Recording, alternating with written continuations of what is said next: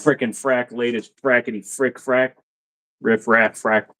Hey guys, especially those of you that aren't here yet. Yeah, right.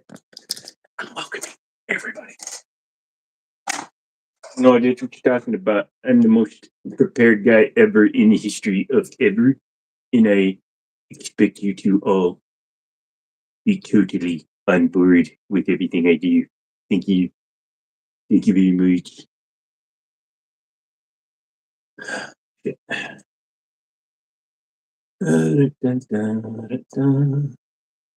Yeah, I know. I'm late to coming live. I'm late to live, but I'm here. Hey, Nunya, how you doing? Sorry, like I said, I had to get the tattoo work updated. So, what's up, Charlie? Make sure to say hi as you come in.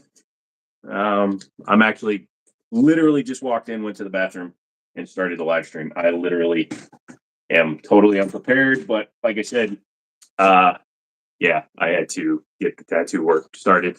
Let's see the tattoos. Okay. If you look at the post that I'd put up, none of the honeycomb was done, and we did more of the coloring as well as redarken some of this stuff because I have a problem with my arms rejecting tattoos. So it takes longer for me to do them. Also, we were chopping it up a little bit and talking about what we want for the next tattoo. And what we're going to do is this arm is going to be big skull up top, and it's going to come down into gears through torn skin. So overall, it should be pretty cool. So,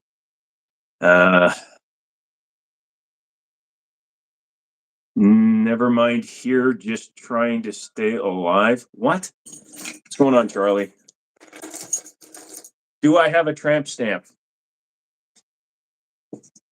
Subscribe to my Only Feet channel if you want to find that one out. Let's unplug the headphones because I can hear it in my background. No, my chair. Yay, my chair. So, anyways, today we're just kind of chopping it up a little bit, talking about stuff. If you have anything to bring up, bring it up. Just water with sugar-free juice mix because, you know, got to stay hydrated and healthy. Look back, the plane, the plane. How was Fantasy Island?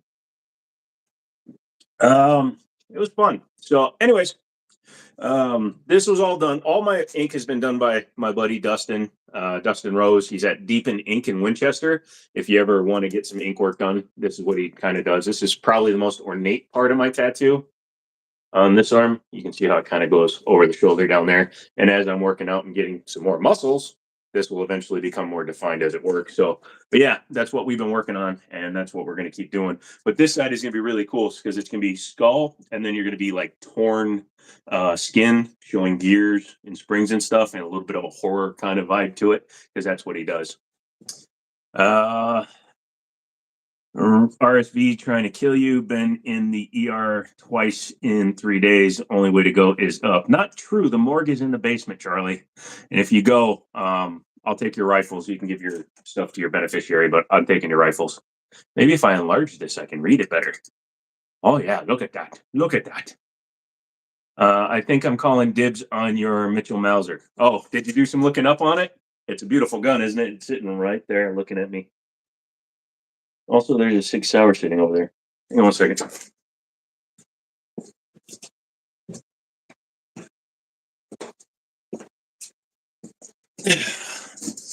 Totally forgot about that gun. Anyway, moving on. Make it. What do you mean? Make it large? Oh, no. I have my other screen, my secondary. So I got my main screen, right, and then I'm using this secondary screen to just read off my chat because it seems to work pretty well as just a chat thing. So that's what I'm doing, at least until I get a better camera, and then I'm going to do the full DSLR. Look at that hair. Oh yeah, that's quality right there. Yeah, that's what you guys are here for. Anyways, Sobuku, thank you. At least they will go to a good home. Yeah, right. First thing I'm going to do to your guns is throw them off the cliff just to see how well they take the impact. For those of you that don't know, I like to throw firearms down big, large areas, hot dog down a hallway situation. So let's see. What are we talking about today? Obviously, My arm's a little bit sore, so I won't be setting it down to type as much. But feel free to talk about stuff as I look at Japanese classics again. Just kidding. Oh, I made that post where I joked. I think I talked about this last time, where I have a $4,000 computer and I had the shitty stream setup, anyways. But also, I've been saying that I've been using it to play my retro games because why wouldn't you use a high end computer with a 4080 to play PS2 games? And I just got back into Def Jam Fight for New York. So if you guys got a favorite game, call it out. And don't say Call of Duty. Nobody actually likes Call of Duty, but everybody plays it, so everybody likes it. That's what you came here for, right? Let's see. Data warning. I am on mobile. Hold on a second. We're going to switch this over to my Wi-Fi. That's probably also why I'm probably dropping stuff. But we'll do that. Put on disturb. Did you just say slap the booty? Did I just see slap? I made you a moderator and you're saying slap the booty?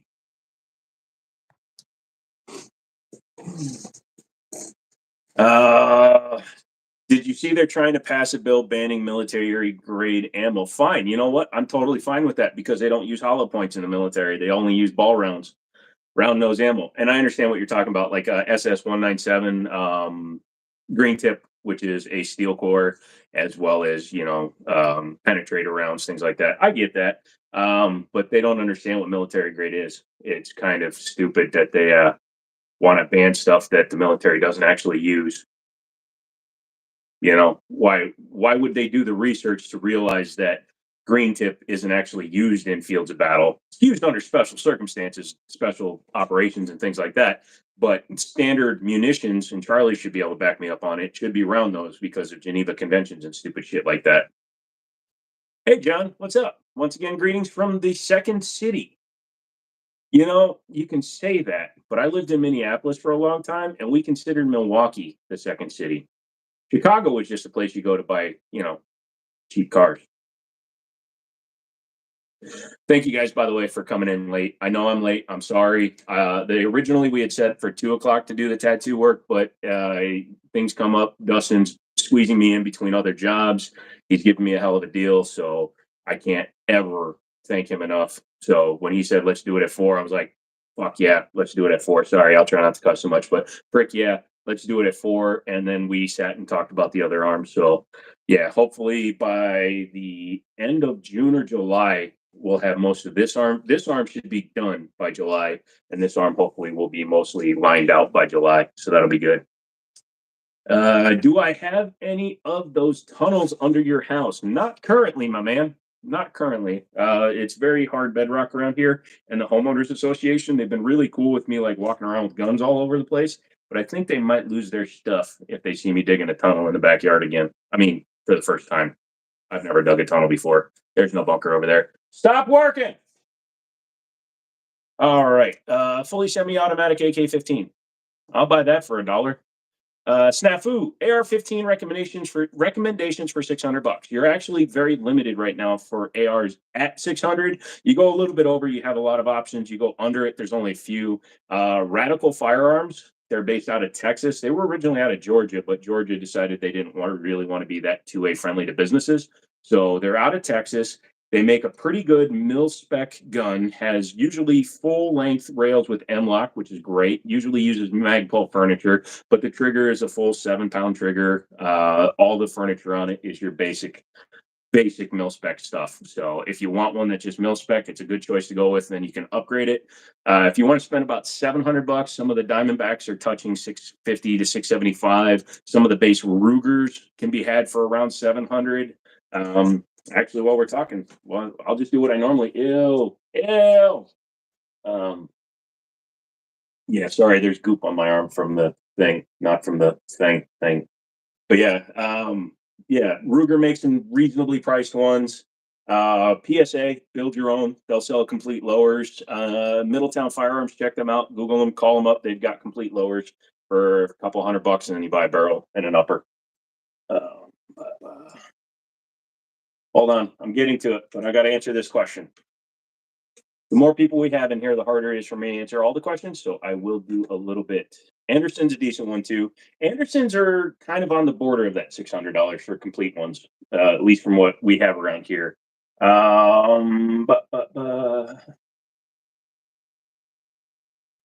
I mean, if you just want to go all the way, FN 15's base one. Nope, that's a $950 gun. Um, Let me ask you this question: when you're talking about an AR-15 for $600, do you plan on upgrading it, or are you looking for something that's just done and ready to go out of the box? Um, DB, no, they're at 499 now. Look at AIM. Yeah, I haven't been following the AR market. Honestly, I don't follow it that close just because I have a couple ARs. I don't need more. And when I do, I just buy them from the gun store. So thank you for throwing that out there. Let's see. Long guns only. I don't want to look at receivers. But yeah, definitely PSA and all those goes. Possibly upgrading. Yeah, then definitely like the Anderson, Palmetto Radical, all the ones we named. DB mentioned Palmetto. If they have a complete build for around $400 to $500, I'd definitely look into one of theirs. Um, the thing you have to understand is all manufacturers or all US based manufacturers, somehow I got ink on my hand. But all the major U.S. manufacturers get all of their lowers and receivers, just the bodies, obviously, manufactured by four major companies. Daniel Defense actually produces the bodies. The lower receiver for the is actually made by Diamondback. So Diamondback makes Daniel Defense's lowers, just the bodies. Obviously, we're not talking about parts. Yep.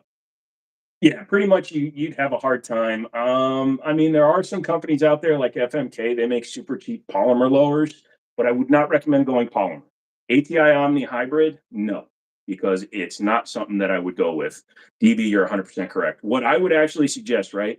Find a Palmetto State Armory on sale for like $400 because they do them all the time. Put a CMC single stage trigger in there. You can put a 2.5 or a 3.5 pound trigger in there. They're about $165, and for about $600, you will have a brilliant gun that you're ready to go. But yeah, go over to Palmetto State Armory. They have tons of stuff. Um, my gun is a Palmetto build. Now I have a unique AR's upper on mine, but it's a Palmetto lower with a Franklin Armory binary trigger in it. So that's what I run for a daily. And my voice might be a little bit hoarse this afternoon because when me and Dustin are talking, we chop it up quite a bit. Chop, chop, chop, chop, chop, chop, chop, chop. $30 for a lower though. I mean, if they made one out of aluminum, oh wow, look, ATI is actually doing an aluminum one, and they're like $50. Not bad. Let's see. For completed guns, you can get the KE arms.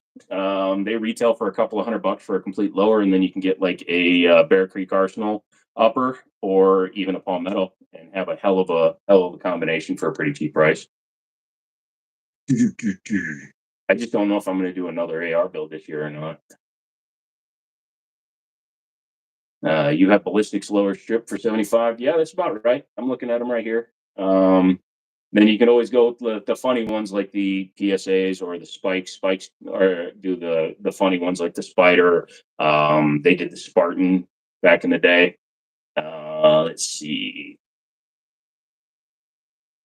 Yeah, you're out of the AR market. It's just the problem is the market is cyclical. So you're going to see a lot of guys will come in and buy the guns at a high price because the government's like, hey, we want to stop selling these things.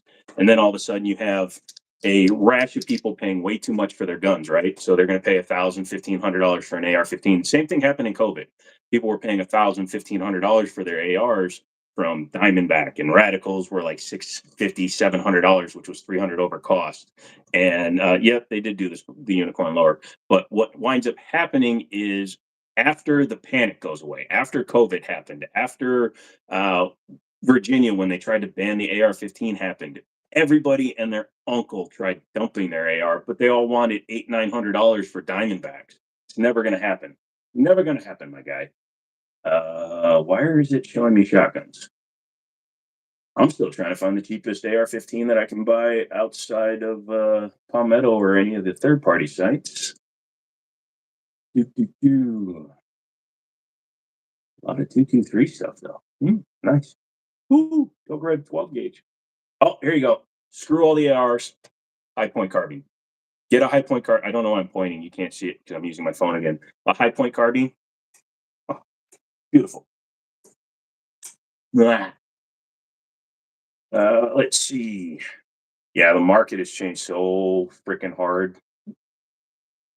It's actually hard for a lot of the distributors to keep up with the actual manufacturers because most of the manufacturers are selling directly to the dealers now.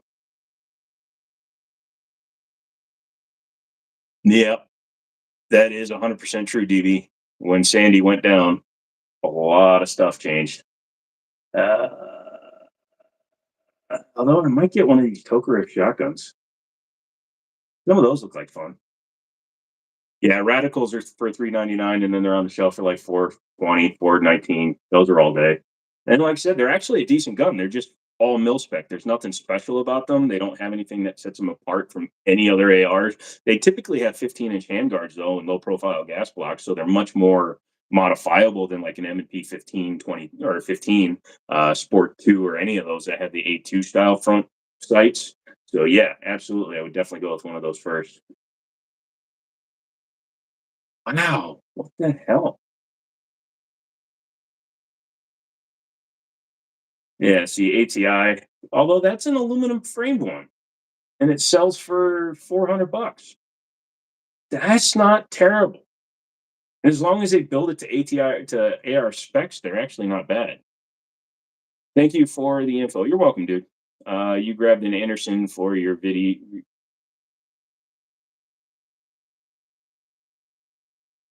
vid rifle of COVID. Gotcha. We were talking in the last one. Would I go to Shot Show? I got invited to Shot Show, and I don't think I'm going to go anyway. What is funny is the company that invited me to SHOT Show sent me some lights to review, and I never did a video for them. Yet they still invited me, which means they never even followed up to see if I did the video. So, do I really want to go and be committed to looking at their booth when I didn't even really care for their lights? Um, I'm not going to name the company, but a lot of guys got their lights. I saw a lot of them showing up in the shorts, and that's why I actually didn't make my video because everybody had talking points that were identical, and I wasn't going to do what they wanted me to. And yeah, it wound up not too good. Oh, Radical's doing some good pricing on their stuff. Yep, first ones that come up are Radicals, and then 22 caliber Smith and Wesson. So you can get a Smith and Wesson AR-15 and 22 caliber for a reasonable price. Nope, not Olight.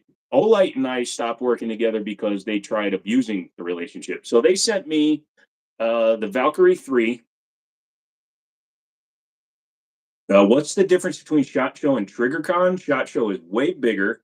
It's press only, supposedly, and a few other differences. But SHOT Show is much bigger. It's in Vegas. TriggerCon, is it in Vegas? I don't even know if it's in Vegas or not. But SHOT Show is where all the new stuff gets introduced every year. TriggerCon is where stuff that wasn't ready for SHOT Show gets introduced. Dude, when the Echelon came out, was so tired of the flood of videos industry. Yeah, exactly. Yeah, the Echelon was just totally just flooding them. But back to Olight. Olight and I decided, well, I decided I didn't want to work with them anymore because they sent me the Valkyrie 3 when they came out with the new Valkyrie 3, which actually used a barrel battery. Number one, they sent me an emergency email afterwards. It's been long enough. I don't care. They can yell at me, telling me not to use the batteries that were in the light because they were the same batteries that were involved with that incident where the guy was working with an Olight, had it in his mouth, and his saliva got to the battery somehow, which shouldn't have happened in the first place. And on top of that, the company that they were buying their batteries from didn't seal the lithium cell battery correctly, and the light exploded in his mouth, and he eventually died from his injuries. That same battery was in that Olight. So, needless to say, they were like, please don't use these batteries. They actually overnight shipped me new batteries. But what wound up happening is they were asking me, hey, does this fit on your Glock 19? I was like, yeah, it fits great. And then they were like, hey, can you test it on this? Can you test it on this one? Can you test it on the new M&P 57? Can you test it on this? So all of a sudden, it went from, hey, do you want to do a review of our lights to, can you shoot some video of you testing it on the M&P 55.7 or the Ruger 57? Or could you put it on a 1911 and see how it looks when it shoots? Send us some slow motion video, stuff we can use for our things, and we'll send you a $75 light. So over the course of 3 emails, they went from would you review our light to would you be my testing company? So I sent a very politely but sternly worded email back to Olight saying, look, that's not what this is about. You want me to test on these guns? I'm more than happy to do it, but you're paying me for it. And if you want like decent video, I can get decent video, but it's going to cost you. I'm not filming 2 hours at the range for a $65 light. And here's the best part, they gave me a discount code to put up on my channel. And then they put the lights on sale for $20 less than what my discount code would have sold them for. So Olight, unfortunately, rolled out their penises and then stomped on them before we even got a relationship off the ground. So I will never work with Olight again for that very reason. I'm fine with their shitty lights, but yeah, they wanted me to be their test mule, and I refused. So I'm sure they found plenty of small channels that were like, "Oh my god, Olight loves me, so I'm gonna do whatever they tell me." And I'm starting to sound like Jennifer Coolidge. Oh, I want a hot dog real bad. Let's see. No, Such says they good. Of course he does. Did you see he just re-released his Rock Island 5.0 e-video because he had to update the pricing since he did the original video when they gave him a sample and they told him it was gonna be $1,000. Yeah. All right. Leroy asks, how much was your Rock Island 1911 you just got? I have the same one, but the subcompact version with the aluminum frame. I want the one you got to keep in a glass case together. If you're talking about my Tac Ultra 2, it was about $750. Um, Thank you, Charlie. It was about $750, and that was the 9mm 22 TCM combo. So that gave me both barrels, and it allows you to fire 22 TCM out of the Tac Ultra. Now, I got that price because I ordered it through my buddy's pawn shop, and he gives me a better deal than you can. They're actually MSRP'd at,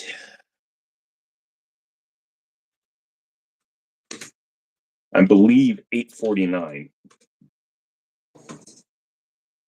Let's see. You've got the one that is mapped at 650. Mine was, yeah, where is that? Oh, 17 rounds is your back out. Yay. Mine should, MSRP is 949.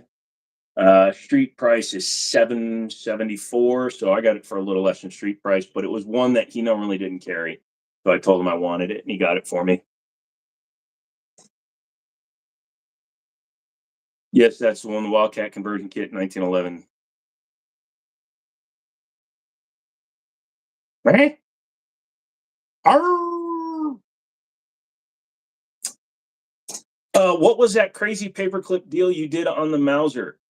You can look it up on Google if you want, but there's a lot of 1911s that have what's called a bushingless system. If you know 1911s, you know you have the bushing. You push the plunger down, slide your bushing over, and then you can take your guide rod out. For a lot of race applications, which is where it originates from, they created it so that you could take it apart without having three extra parts going flying, right? So when you rack the slide all the way back on that, I believe the earlier STI guns. Not sure about the staccato, but some Rock Island guns, you have to rack it all the way back. You bend a paper clip because it's cheaper than spending $10 on a frickin' tool, and you put it in the hole that's in the guide rod. And then when you release the slide, the spring tension will hold it against the guide rod, and then you can take it out so that you can disassemble the gun to clean it. If you don't take it apart, or if you don't take that step, when you take it apart, you can't take the guide rod and spring out easily. Now, you technically could. You could force it forward, pull it out, and then it's going to go flying, and then you have to force it in and try to get it in there. But a paperclip makes it way easier. And that was the point of that video. But I made an earlier video like a month before because one of my other guns had the same problem. I can't remember which one it was, but it was one of my other 1911s where I said, for want of a paperclip, I can't take it apart. I believe it was actually, was it the Gerson? I can't remember. But I said, for want of a paperclip, I can't take it apart. And the internet lost its mind. They're like, well, do this, do this, do this, do this, do this, do this. I just don't have paperclips at home. I do now, but I don't use paperclips. Who paperclips things? It's 2024. And when I made the video, it was 2023. So there was no reason to have a paperclip in my house. So I just didn't have a paperclip in my house. And now I have a paperclip in my house. But, 5,000 views and the money is good. I'm going to slowly sex you guys. I'll look over at questions when I see new ones come in. Yeah. La, la, la. Space Daddy, what's your carry for the winter season? It's pretty much always 1911. I just got that Mitchell's Mausers, so that's going to be my carry for a while. I love my 1911s. It's my go-to. I'm not worried, and when I'm in winter clothing, it's even easier to hide. But I'm not worried about size. I'd rather have my gun that I'm comfortable shooting, which is 1911. Joshua, what's your thoughts on them making a Rock Island 5.0 V2 this fast? Considering I've never even seen a version one in the real world, means they done goofed and made a mistake in some capacity. If they're already going to be doing a V2, they screwed something up. It's $1,000 too much already, and I'm not looking forward to it. Mr. 45, hey man, how you doing? Have you ever checked out with Tacticon? They have good stuff at great prices, and they seem to be good dudes. Not a fanboy, just saying. No, I haven't. I'll have to check it out. DB, oh yeah, it's bull barrel. Excuse me, yes, bull barrel also is the same thing. Bushingless, bull barrel, those two, yes. When it's a bull barrel, it will typically be bushingless. Yeah, I wish I hadn't. I ordered a DSLR as soon as it gets here, but I got it on eBay to get a discount. As soon as that gets here, I have my microphone cable. I've tested that; that works. So as soon as that comes, then I can do some real live streaming. So I'm not trying to use the internet to stream to my computer or my Wi-Fi to stream video to my computer to then be output because this is better quality uh, than what it was doing. And I was using the rear-facing camera when I was using the program through OBS. So your T sauce will be in tomorrow. Sweet dude, awesome. Let me know how you like it. Charlie, I don't think it's out yet, but do you have any thoughts on the Watchtower Apache? No, I don't even know what that is. Hang on a second. We like watching Joe type stuff. Watch Tower a Apache. Why do I want to? Everybody's coming out with the 2011, even though technically they can't use that name. Let's take a look at it. It all depends on what it costs, too. Oh, it's very good looking, just off the bat. I mean, they put an SRO on it, so that means it ain't cheap. Slide 4.25-inch barrel. Not a big fan with that, but it's got a 3/4 inch compensator, so it makes the gun's overall length 5 inches for the slide area, which is fine. RDS cut. 4 point. So it's comped, but less than a tenth of an inch is under the compensator. Okay. Medium length, ships with one 126 millimeter 17 round mag and one 20 millimeter mag, PVD coating. His name is Nick John. Oh, it's PewView. Okay. If he designed a gun, it's probably going to be a pretty badass gun. PewView designs some badass guns. So yeah, that will be interesting to see. Let's see. Velkin, you retracted your message. I didn't read it. Sorry. Hey, Dave. No, you're not late. I'm late. So technically, you're not even that late because we're only at what 20 minutes since I started this thing because I was over a half hour late. Sorry about that. Being in the mhm, Pacific time zone ain't easy. Gotcha. Lego guy. Hey, what's up, dude? Tiddlywinks just ordered one of the Live Free Armory 2011s the other day. Hopefully, it's not a lemon. You just got to be careful because it's a first release gun for them. The biggest problem I've seen with Live Free stuff is their roll pins. So check them all. If they use the hollow roll pins, there's difference between roll pins. If they use the hollow ones, just take obviously a punch or something. That this is not advice that everybody should be using, but if you've done any of the gunsmithing yourself, you can do this. But just kind of flare out the end of the roll pin on the stickier side, and it should prevent it from coming out.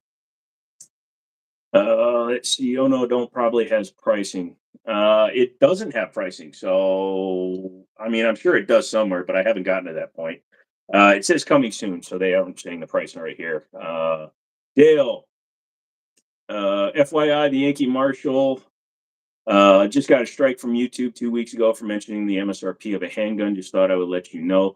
Thank you for the heads up, Dale. I've watched some of his stuff. He goes a lot farther than I do. He also displays firearms sometimes in the background. So talking about MSRPs are different Also, as long as you make sure not to uh, show any websites or give URLs and things like that. I've seen some of his stuff. Now, YouTube probably gave him a false one, but it is one of those things. I do appreciate you calling me out on it, and I'll probably be a little bit more careful about it. But you can name MSRPs and stuff. You just can't advertise where they are at the same time. Staccato hands down. Yeah, probably. Dave, Joe Springfield, TRP operator. Hey, they should call me that one. 7 Wilson Combat Mags and Easy Push Guide Rod, up Lula Speed Loader, and 200 rounds of ammo bundle for 1,300 even. For a TRP operator, yes, that is a good deal. Yeah, exactly. It just the gun itself should be about 15 to 1,600. So if you're getting one with 200 rounds of ammo, that's a good price. Barbecue cars coming in double stack at Shot Show. Good for car. Now, if they can only figure out how to give them metal guide rails, they might be ahead of the game a little bit. Did you know if you get a car that has a polymer frame, it does not have steel guide rails, not even inserts? Because we took a car, which is the polymer one, PM9, and literally the rails had warped at the range. So I shaved them down, and they are plastic all the way down. So yay, good for them. Double stack, woohoo! It's probably going to suck if it's got a polymer frame. The Apache is supposed to be, yeah, I bet, because I'm pretty sure Watchtower looks like it's on the same level as like Athena, or Atlas Gunworks and all those companies. So I'm sure it will be a 3,000 plus gun. Hopefully CZ finally gives a micro 9. Nah, I wouldn't go smaller than a PL1 anyways. Yeah, the Ramy CZ back in the day. I mistakenly called it a 2075.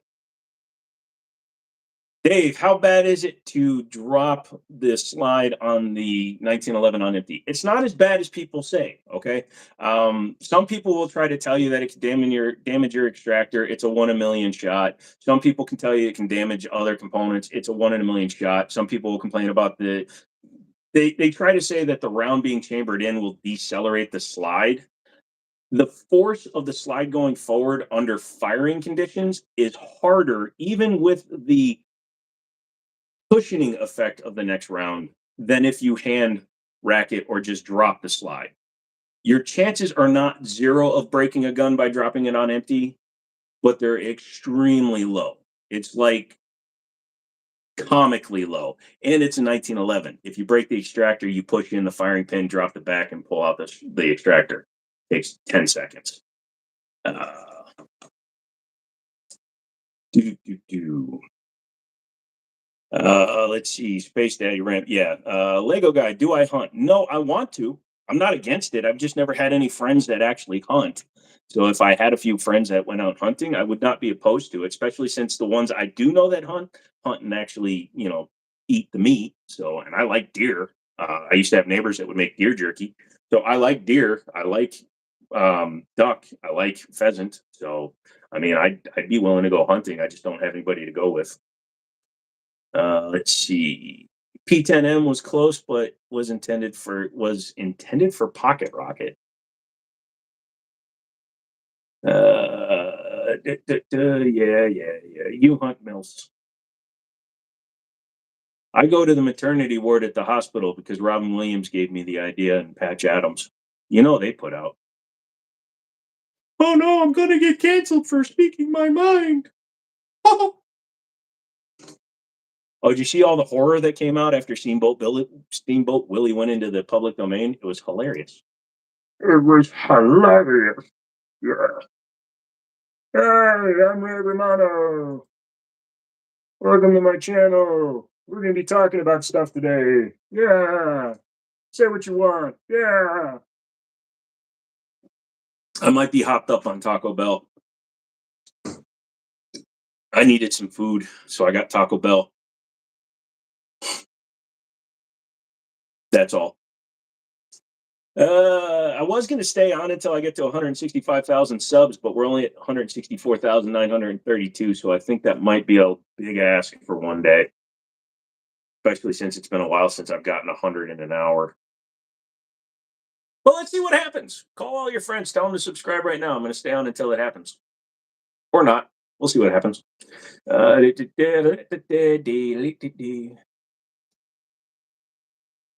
Julio, welcome from Charlotte, North Carolina. I've been down there. I did some dealer transfers where you take a car from one dealer to another to get a car they have that your customer wants because your salespeople are too ineffectual to sell what's on the lot. Sorry, did that sound like I was a little bit angry about that? Because I used to make good money doing that. I used to charge like 20 bucks an hour just to drive a car to go pick up another car. But yeah, that always surprised me when I sold cars for a living. The number of my coworkers that would do special orders or dealer trades um, was astounding. Why wouldn't you sell the car you have on the lot? Number one, the company makes more money, so you make more money. So you should probably sell what you got. Um, yeah, I probably shouldn't call people out, but you know who you are, you sucky salespeople that I used to work with. I've never threatened to come out of retirement to show people up. Woohoo! One more sub. Crunchy Wrap Supreme or Cheesy Gordita Crunch? Are you going to go to the next Demo Ranch rain date? Mr. 45 all the way. I've never been invited to one. I don't think I would ever pay to go to somebody else's event. And number three, I'm kind of over him. He's got too much money and he has business partners and he's become nothing but a cash mill. I watch very few gun tubers these days because they're just too they I'm not trying to be negative, but a lot of these channels, as soon as they get this money, they have to spend it. They have no choice. If you bring in too much money, your taxes are ridiculous. So if you do things for your channel, you can write a lot of that off, call it business expenses, you can expand, you can secure your future. Totally fine with that. But a lot of these channels, they'll find one thing that works and they just keep doing it. And it's getting ridiculous. So I'm actually only watching smaller independent channels. I'll go into my search feed and stuff and I'll look up things and I will purposely go to channels that have fewer viewers, fewer sub counts, and things like that on purpose, hoping to find somebody that's just looking at the firearm. What YouTubers, gun tubers have done, actually, this is a good swing actually for two different genres that I like. Modern gun tubers are like modern Top Gear before Clarkson, May, and Hammond got kicked off. When you watch the first few seasons of the original Top Gear with Clarkson, Hammond, and May, they were about the cars. By the time the 18th or 19th series came along, they had so much money to blow on these videos that they were doing stupid shit. They were doing fake stuff. They were doing tests that didn't make any sense. They were doing videos that were stupid. It's the same problem with YouTubers. The minute they become so large that their audience expects them to do stupid stuff all the time, then it hurts their actual channel, in my opinion. That's my opinion, but that's where it is. Let's see. I don't think I'm freezing. Somebody else tell me. Hit the like. I already did. Thank you for you doing it, Parrots. What's your favorite gun chambered in 22 long rifle? Right now, my favorite gun chambered in 22 long rifle is my Burgo 8-shot uh, double action, single action swing out revolver. It has a swing out cylinder. It's an 8-shot. It's from Germany, and the thing has the shortest single action trigger I've ever felt. The tag that was on the trigger guard, just the little tie for it. You guys have seen them. They're just price tags. Was thick enough to stop the gun from firing. That's how short the single action is on that thing. It's beautiful. Beretta 1300 A300 Ultima, Patrol Mossberg 940 Pro, Benelli M4, which is a good option. Um, yeah, I don't see anybody telling me I'm still freezing. Let's see. Benelli, if money's not an option, Beretta 1301, then the A300, and then the 940 Pro. The 940 Pro is good, but I think the Beretta is slightly better for like a use case outside of sport. Parrot, not freezing here. Thanks, man. Space Daddy Cereal, a SPAS 12. If you got 5K, I agree. Yep. barbecue. I believe one of the other guys said the exact same thing. I'm going to hold reservation. I need to see the frame. Polymer cars have polymer frames and they warp. I had a PM9 or whatever their polymer, like CM or whatever they're calling it, and it warped after 50 shots.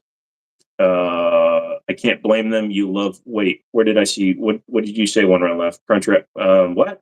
Yeah, Paul Harrell. That's too bad. Joe asks, yo, iPhone or Android? I'm an Android guy. I had the iPhone when it first came out, and it was fine. I just don't like Apple.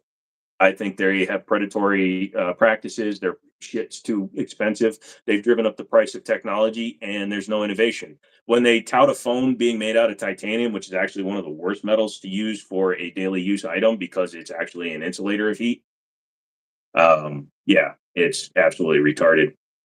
Plus, once you ignite titanium, it burns until it burns out. So, good job. Let's see. Maybe your end had some crazy storms fly by here. Droid, the OG Top Gear was awesome. Yes, it was.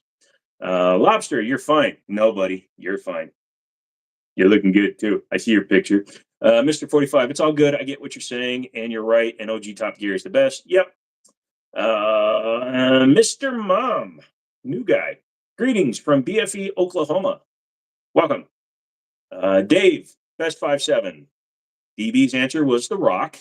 I haven't shot the Rock, but I've held it. It feels nice in the hand.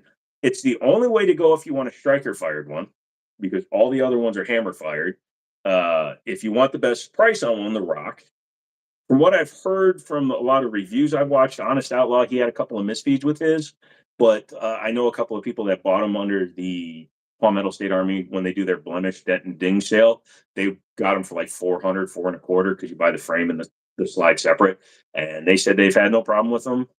Honestly, personally, though, I would probably go with the Smith & Wesson M&P 22 because, or P, or whatever they're calling it. They're 5.7 because I just think it's the better option out of the box for features. You get optics cut right out of the box, threaded barrel out of the box, 22 rounds versus 20 rounds, and 2 mags. So I think it's a better option out of the box. What was my least favorite video to film? Back in the day when I was going all the way out to Moorfield, I went out there on like a 104-degree day and I sweated profusely and I suffered through it and it didn't go well. I lost a lot of footage. Cameras overheated because back then I used to do two cameras. That one, the one that you're looking at, usually the phone was for me and whoever I was there with, and then I'd set up a GoPro. You can see I got one up there charging. I'd set up a GoPro down range to capture shots, and the GoPro kept dying because it was too hot. DB, you have both. You hate iPhone, but it's a work phone. I agree. iPhones are perfectly suited for people that have always had iPhones. I don't recommend it for someone like me who's had Android since the beginning because we aren't going to like it. I hate it now. My buddy has an iPhone. I've tried to use his iPhone. It never goes well. If you like iPhones, great. I have a principle, though. When Steve Jobs got up on stage, this is way back when a reporter in the audience asked why the iPhone doesn't support Flash applications, and Steve Jobs looked at him and said, "We don't want you to ruin the experience of our product while charging you $1,200 for that product. You have to pay them to get a product, and then you're not allowed to modify it." That is bullcrap. And it's been that way ever since because all their products, their last Mac Pro was like, what, $40,000, and I could beat it with what I got sitting behind me? Come on. Lobster. Yeah, I've been an iPhone user since iPhone 6, and now you have a 13. I'm not sure if you'll upgrade to another iPhone in the future. Definitely not going to get the 15. Just get another 14, man. They're fine. Mr. Mom, best beater 1911, TSAS. No metal injected molded parts, and they have forged frames and barrels. So if you want a budget beater one, that's the way to go. If you want entry mid-level, Rock Islands, but they've touched, $600-700 because they've come up quite a bit. But TSAS will give you the best beater one that you can upgrade over time. Let's see. Lobster 11, and considering Apple is moving away from iPhone innovations, Also, I have to say that everybody's kind of getting slowed down. I have the S23 Ultra. That's what I'm filming on now. The S22 Ultra is barely slower, and the S24 that's coming is barely faster. So we've reached the point where Moore's law is not applying to phones. It's too hard to make the next generation phone that much better than what we have now. The S23 Ultra will probably be good enough for another 4 or 5 years. If you go to a channel like Jerry Rig Everything, he was running a Galaxy, what was it, Nest 8 or a Note 8 all the way up until this year. And I was going to get a Note 10. So I think that's what he's using now, a Note 10 Plus, actually. Let's see. Bull Armory is the best bang for the buck 1911. If you can get them, they're very hard to get your hands on. They are very nice. I will throw another one up there for those of you that probably have never heard about them or you just don't pay attention to them. Fusion Firearms. Go to your FFL and see if they have one or if they can get one. For the money, you get front strap checkering, back strap checkering, nice triggers, skeletonized hammers. A lot of time they actually put lightning cuts in the slides. They do different models, and they're like 750 to 850, and they wind up being almost a better gun, in my opinion, compared to a Bull Armory, which is at $1,000 ish. So, and they're more readily available, and they're made in America, not in Germany. So, yeah. Uh, like $50 more than a T sauce. What's $50 more than a T sauce? Bull armories are not $50 more than a T sauce.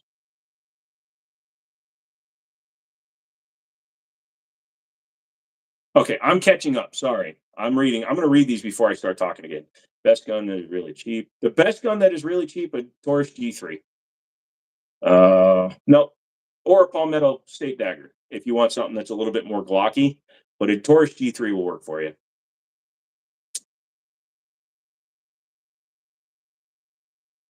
Lobster, you are 100% wrong. They don't come with meth anymore because Caltech found out and started buying all the guns and taking the meth and then reselling them. T-Sauce Desperado, which is just probably another clone of another gun. That's the problem with this Turkish stuff, though. You run into it a lot. They're all clones. They're all clones. I'm waiting for Caltech to come out with the 1911. I think that'd be hilarious. It'd probably have a plastic outer frame and plastic outer slide. Actually, I would buy one. Caltech, I'm saying it right now. If you build a 1911 out of plastic, I'll buy it. I'm waiting right now. Build it. Ooh, I just saw spots. Yeah. If you only have like $200 to $250, go with the Taurus G3. If you got about $300, 319 to 339, Palmetto will do a deal where you can get like a base dagger without an optics cut and like 10 mags for like 330. So keep that in mind. Keep the when those things go on sale, that's a hell of a deal. Um, do I like anime?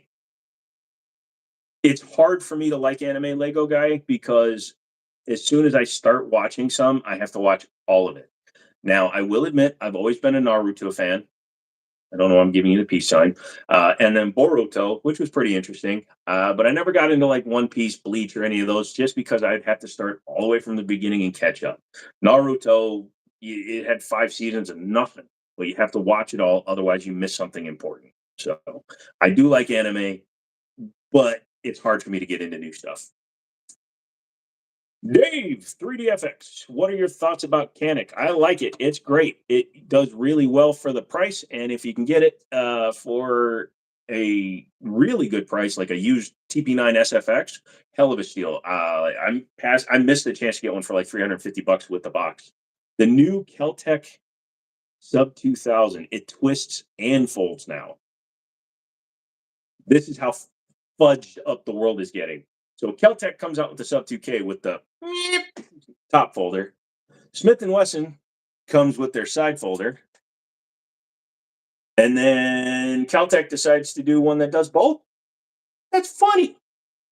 Why is Beretta APX not popular? Well, when they first came out, they looked like a Toblerone.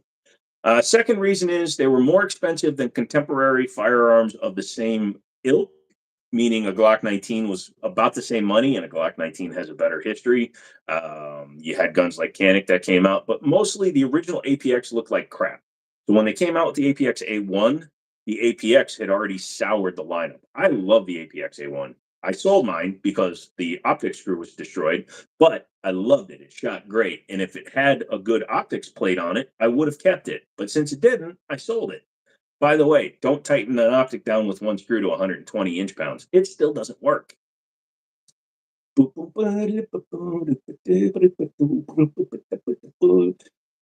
Parrot, you've had the G3C for 3 years and shoot regularly. Never failed so far. I've had the G2C when they first came out, and me and my buddy went out and put 1,000 rounds through it on the first day I had it. I oil my guns, pre-oil it. I'll admit, I pop the top off, check them out, make sure there's nothing funky, and I pre-oil my guns.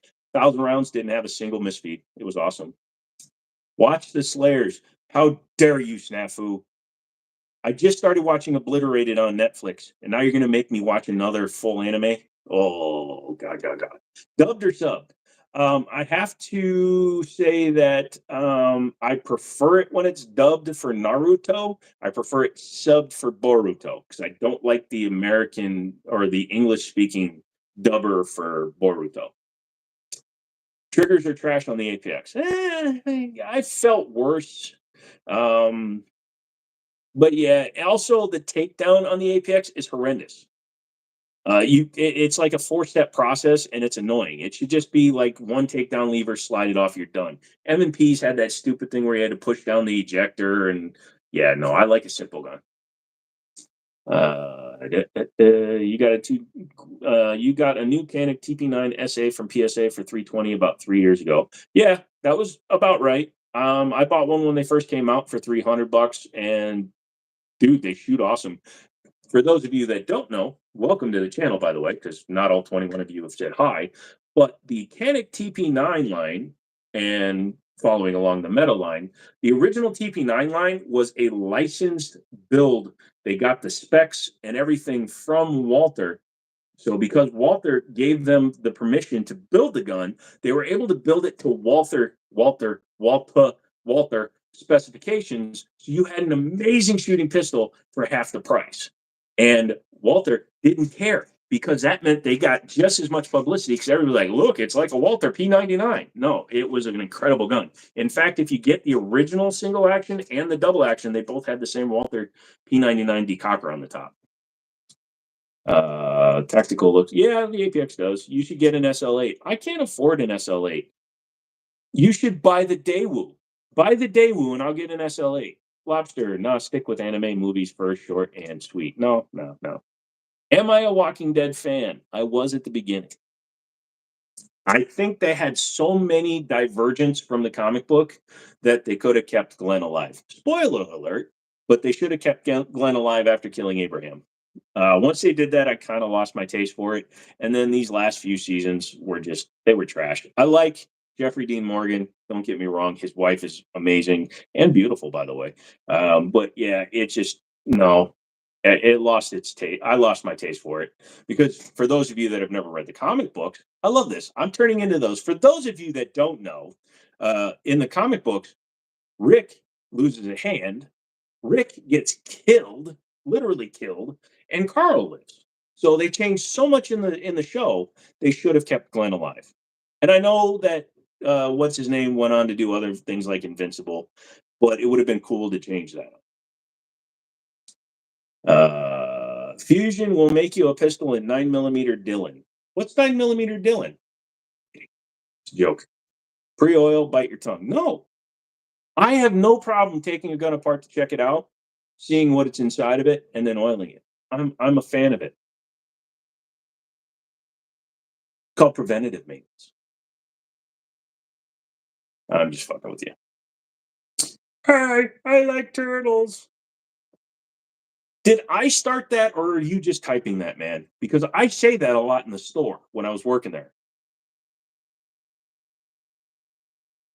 Wait, Walking Dead was comic book. Yes, it was a comic book long before it was a TV show. I hope you're just messing around.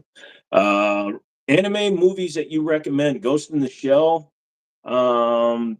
I watched the earlier stuff. Also, what was that one? The very first real CGI one. It was really good. All of a sudden, I can't remember. Ninja Scroll, Grave on the Fireflies, and Ball My Eyes Out. Why would I want to watch it? Well, Naruto made me cry. I'm a man. I'm willing to admit it. Anybody else cry when you're watching some things on Naruto? It was pretty sad. Don't be afraid of lube. There's always time for lube.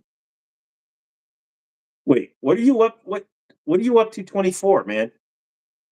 What's up to 20? What am I missing, DB? I made you a moderator and I don't even know what you're talking about. Learn to love the lube. 9 millimeter in a 10 millimeter case. They actually have those. Isn't that like 9 millimeter max? Do you like Red Dead Redemption 2? I have never played it. Oh, way back to the question that you probably started, Lego guy, is I'm buying ready or not as soon as I can get a discount on it. I don't pay full price for games ever. I was playing Half-Life to Alex or Half-Life Alex, but I'm probably gonna get ready or not because I've been wanting to try it. I've been watching a lot of videos on it, but I'm not paying $45 for a beta. Standalone complex. Hmm? Oh, yeah, 27. All right, we're rocking, dude. Come on. What do you think of the Smith and Wesson Shield Plus as a CCW? It's got the capacity you need, which is good. It's a good shooting gun. The guide rod. One thing that SIG did that a lot of companies wound up following suit with was improving their guide rod, like research, I guess we'd call it. A Glock 26 shoots fine, but it doesn't shoot as good as a 365, which is thinner and smaller. So all the guns that came after, including the Shield Plus, which was an update to the Shield, all got the upgrades. With the right guide rods and the right spring rates, they shoot amazing. I really do like them. And I encourage anybody that is interested in a carry to check out all of them because the Shield Plus makes a great CCW. Good capacity, good size, easy to shoot. Rock Lee versus Gar was an amazing fight. Yeah, Owen, I could watch that all day long, man. That was a great fight. I always thought it was hilarious when he stands up and takes off the leg weights and drops them. And I knew that was coming when he did it, but holy crap, that was hilarious. Yep, 357 SIG is a 9 and a 40 cal case. Yep. You carry a Shield Plus. Dude, like I said, with the right technologies, you can make small guns shoot as good as big guns. You should really get Redemption. Here's the problem that I have with a lot of games is once I start playing them, I play them all the way through. I got Starfield. You guys make fun of me for using WeMod, but I play all my games fair all the way through. I'll play them 100% through the entire storyline. Then I'll go back and cheat. I use WeMod because I want to find everything I missed. So if I get Red Dead Redemption 2, I'm going to play the entire damn game. And it's going to drive me nuts because I'm going to be playing it forever. Because I know it's a very immersive game. Mr. Mom, you have two Shield and Lessons Plus and Tessens. Do I look like I'm falling asleep? Sorry. Mr. 45, yo, when you will rich gun tuber, are you going to remember us little people that asked you anything? Dude, number one, I'm never going to be rich being a gun reviewer. But no, I won't remember you at all. I don't even know who you are now. Who am I? No, I'm just kidding. I will never change the way I am. I'm wearing mismatched socks right now. I wore mismatched socks when I made six figures a year selling cars. Yeah, my personality that you get from me in these live streams. Anybody that's ever been to the gun store when I was there will tell you that I'm the exact same person, whether or not I'm on camera, in person, in the back of a car with you, whatever the case may be. I'm the same guy. What has two thumbs and has two thumbs? This guy, because I got thumbs in my fridge. Play the first Red Dead Redemption first. It's a shorter game and fairly linear story. I tried playing that one. I don't remember if I enjoyed it. Dave, Hellcat Pro for CCW. Yeah, it's a little bit bigger. It's more my size. I like the 15 round capacity and the half-inch longer barrel. What do I think of Anderson Manufacturing? I think they're fine. They're cheap for a reason. They don't go out of their way to give you like super flared mag wells, super reinforced ribs, excuse me, on their lowers or anything like that. But they're a pretty solid unit, pretty solid company. And for the money, they're decent. You can definitely update them. You love WeMod, yeah, so do I. I have the one that allows me to do it on my phone, whatever. It's like $30 or $40 a year. Mr. 45, you're welcome, sir. Aw, Seth, somebody thanked you. You were socks? Yes, I was socks. Way back in the day, I was socks. Then I fell into a dryer and I lost half of me. And now I'm just socksless. There's no socks in this house. Socksless Joe. I also don't have toes, in case anybody cared. I'm gonna go. Lego! Why are you gonna go, man? You just got here. I appreciate you coming in, though. Thank you. I don't know why I'm leaning this so hard. He kicked the phone. Oh shit! He kicked it again. At least I'm not kicking the bucket. Ah, I'm trying not to touch my. Ew! It's stuff. It's stuff. Let's see. Lobster 11. Yo, random memory. Wasn't there a reality show on TLC about a gun? Yeah. Wasn't that Sons of Liberty or something? And like the lead guy on it was a freaking pedophile or something. Wasn't it Sons of Liberty or something?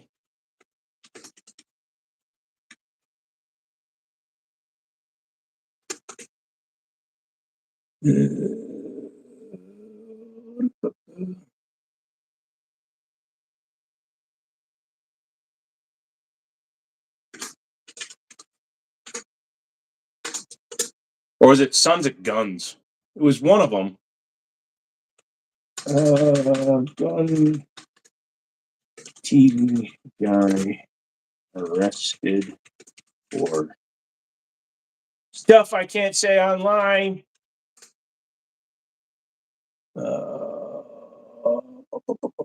Somebody put it in the comments. Sons of Guns. Okay, there you go. Yeah. So one of the guys on there got busted with stuff on his hard drive that he shouldn't have involving the little people. So he was a diaper sniper. So yeah. Needless to say, their show's over. That chick with the 1911 on her hip was hot. That's the kind of interesting introduction I like. What up, people? Just got off work. Hey, Snatchy, what's up, dude? Glad you're here. Zoo Trade had hot daughter. Yeah. Baton Rouge. Yeah, that was it. Sons of Guns. See, I said Sons of Liberty. Yeah, Sons of Liberty is a activist group or something.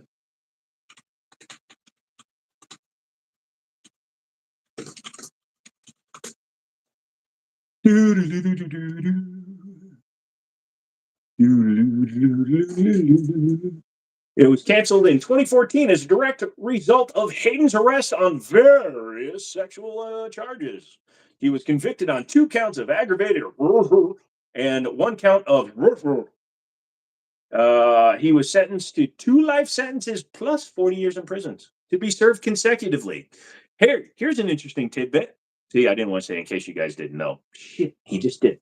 Did you know that if you have a federal sentence, that after you die, you don't leave the grounds? You go to a federally owned cemetery, usually connected to the prison, where you will stay interred until a family member or a descendant decides to accept your remains. So, yeah, commit a crime and get thousands of years. You'll stay there for the thousands of years.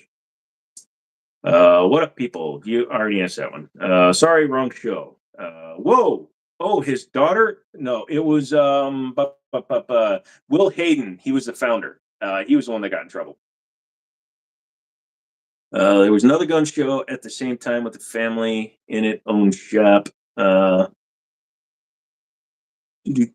opinions about the Apollo 11 from LFA, from Live Free Armory. We talked about this a little bit ago. The main thing you have to be aware of with Live Free Armory is that their quality control, and actually, it seems to be their specifications for their components might be less than stellar. We had a few of their 9 millimeter Glock-ish guns have to go back because the roll pins, both for the trigger group as well as the rear part of the fire control group, just walked their way out, and they don't have an answer for it. The simplest answer is to replace those roll pins with ones that are hollow on the end, and after you insert it, you just kind of peen the end of one side so that it mushrooms out a little bit, and then it will actually become a mechanical retention of the roll pin. So just make sure that you maybe check all the parts are fitted correctly before you go out and shoot your Apollo 11. It may be 100% fine because it's not trying to copy a Glock, it's trying to copy a 1911 with fewer moving parts. But I would just definitely double check what you got in front of you. Yeah, his voice is starting to go out. Did he talk for 3 hours while he was getting a tattoo? For those of you who hadn't seen it, look, it's getting better.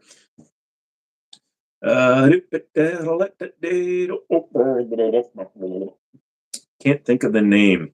Up to 30, smash the thumbs up. Hey, it's not working and it hurts.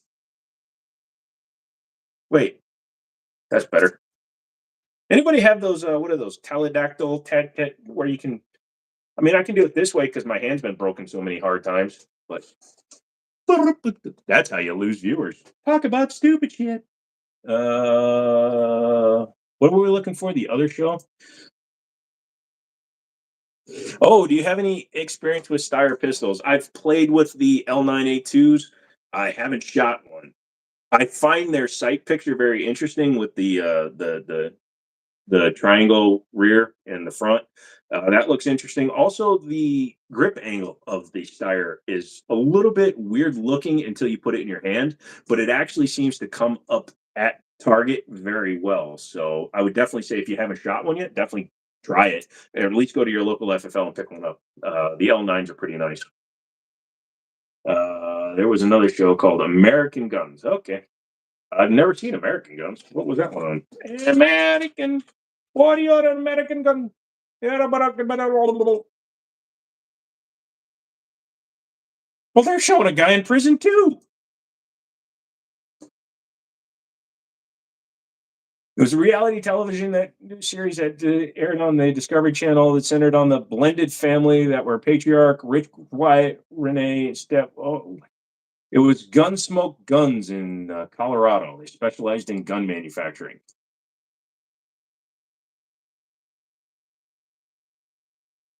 Uh,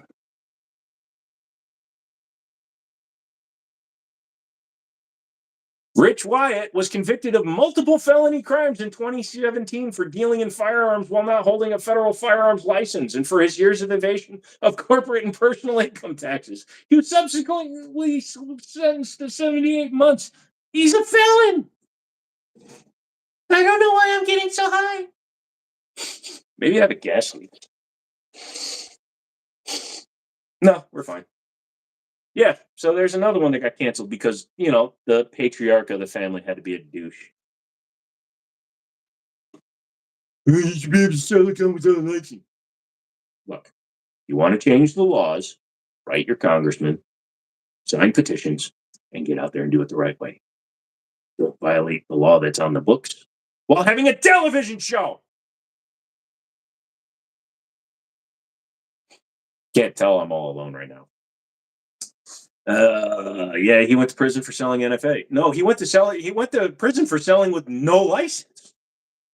That's crazy. Apparently, ending up in jail is common gun show trope on the Discovery Channel. You know why? Because the Discovery Channel latches onto something and they don't do their damn research about whether or not the people they're filming with should even be on their channel. I remember this one show about an Alaskan gun store that specialized in honking huge Marlin 4570s for bears. Okay. Sucks to be stupid. Yeah. Except when you're stupid, you don't know you're stupid until somebody tells you you're stupid. And then you realize you're stupid, but you're already in jail. I don't think they talk like this in Colorado. But if they did, this is what he sounds like. Come on down. I'll sell you a gun. You got money? The only face I need is the one on the bill.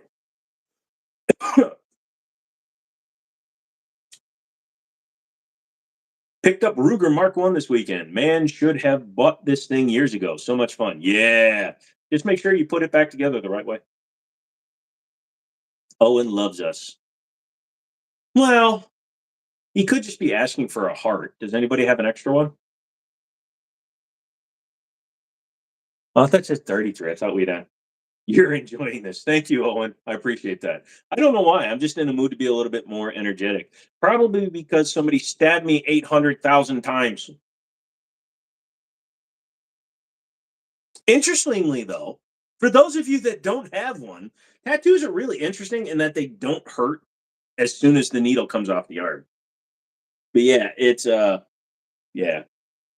My problem is that I'm allergic to aquaphor. And those of you that have tattoos know that's the most common thing to put on them. But now I'm actually allergic to neosporin because my body developed an allergy to it. So now I have to let tattoos dry on their own and heal on their own. That's so wonderful.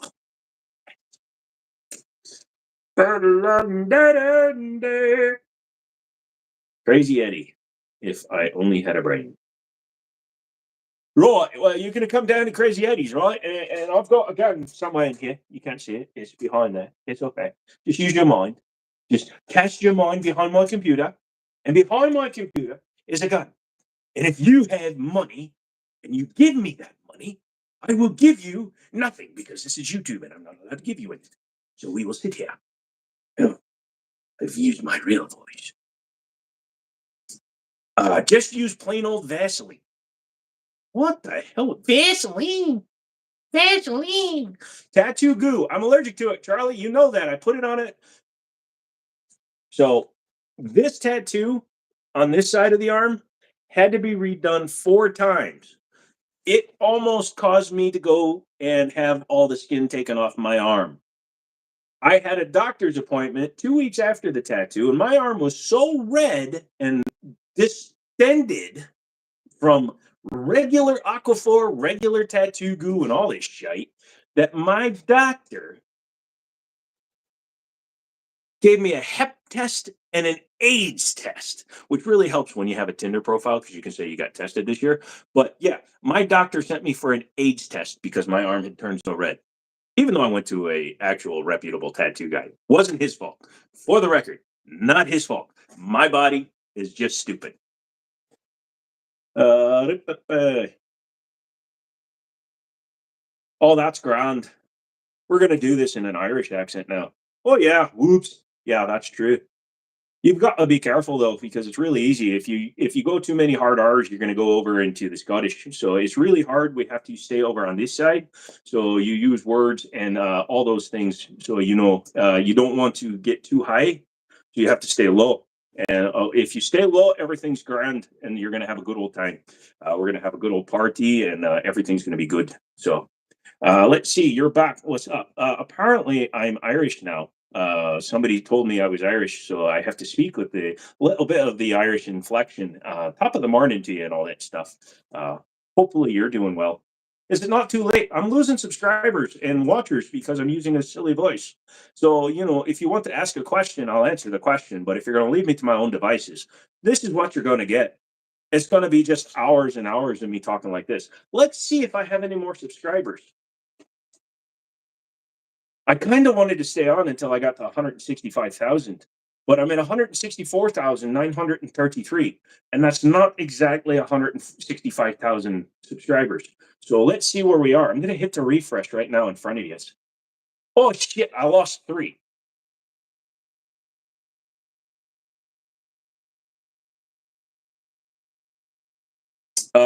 If there's any sort of collagen or let me see, what is the ingredients of Vaseline? It's made up of something. Vaseline ingredients. It's the acetyl alcohol. It's the same stuff that's in Aquaphor, the acetyl alcohol. Benzyl saccharide is fine. Glycerin is fine. Paraffin is fine. Disodium is fine. Um, but it's the acetyl alcohol. Um, I'm allergic to a vast number of things. I should live in a bubble, but I don't.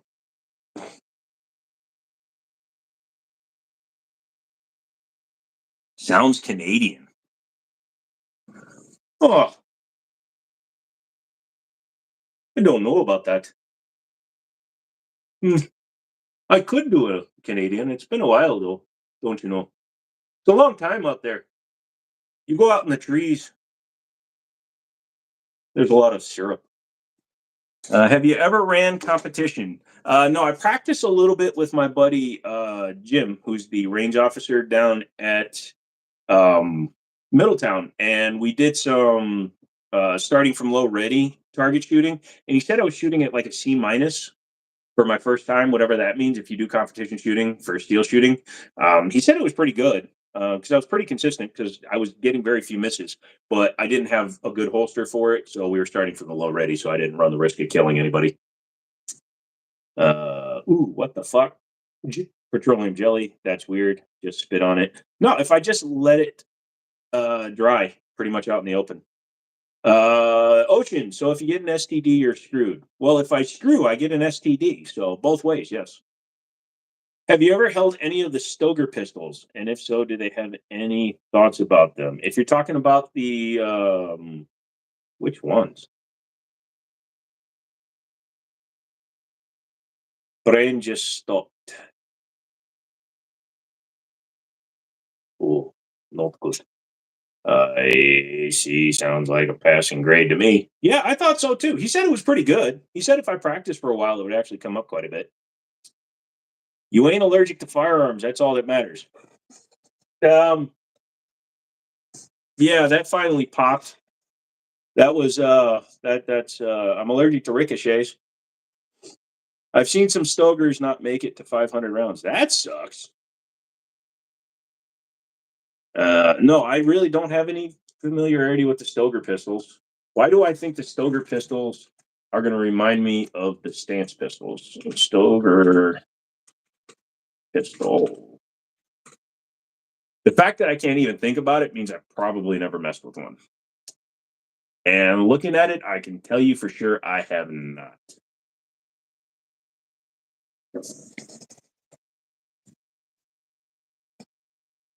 Wait, is that the one with the polymer magazine? Uh, Frick. Sorry, excuse me. I didn't mean to burp. My no, it's got metal mags. Yeah, so I don't know anything about the STR9. That's a different one. I've never monkeyed with one. So congratulations. Once again, you found one I've never played with. I'm gonna open it up. Yeah, I'm gonna give myself an extra viewer because I have multiple sources here. Shush, yeah, you know what I'm doing. Let's see. Mike, afternoon, good sir. At 8:46 in the evening. You'd go Taurus or Palmetto. Wait, they're really cheap, and some seem like they are worth it. But I've heard the trigger is worth than standard Glock triggers. Yeah, I would go with Palmetto before a Stoger. Plus, the aftermarket support's probably much better for the Glock or the Palmetto versus a Stoger. Well, it is. There's just no way. Ocean Dude, what days are the live chats? It's Mondays, Wednesdays, and Fridays. Today I was a half hour late because I was getting that. I just like showing it off. Look at that. It looks so good until it fades into your skin and it looks really dirty because I got all kinds of crap all over it from the ink. Look, I'm a queen. I mean, a king. A king. I'm a king. TZ Bren 2 thoughts. I had one. I liked it. I sold it to a buddy of mine who really wanted it. Actually, I just didn't want it. So I sold it. Oh, Mr. 45, gotta go, but do us all a favor. No voiceovers. You're really bad at it. Okay, love you. Bye bye. Yay, I know. I'm good at some, just not the Irish one. Great. I knew that was going to come back and bite me in the ass.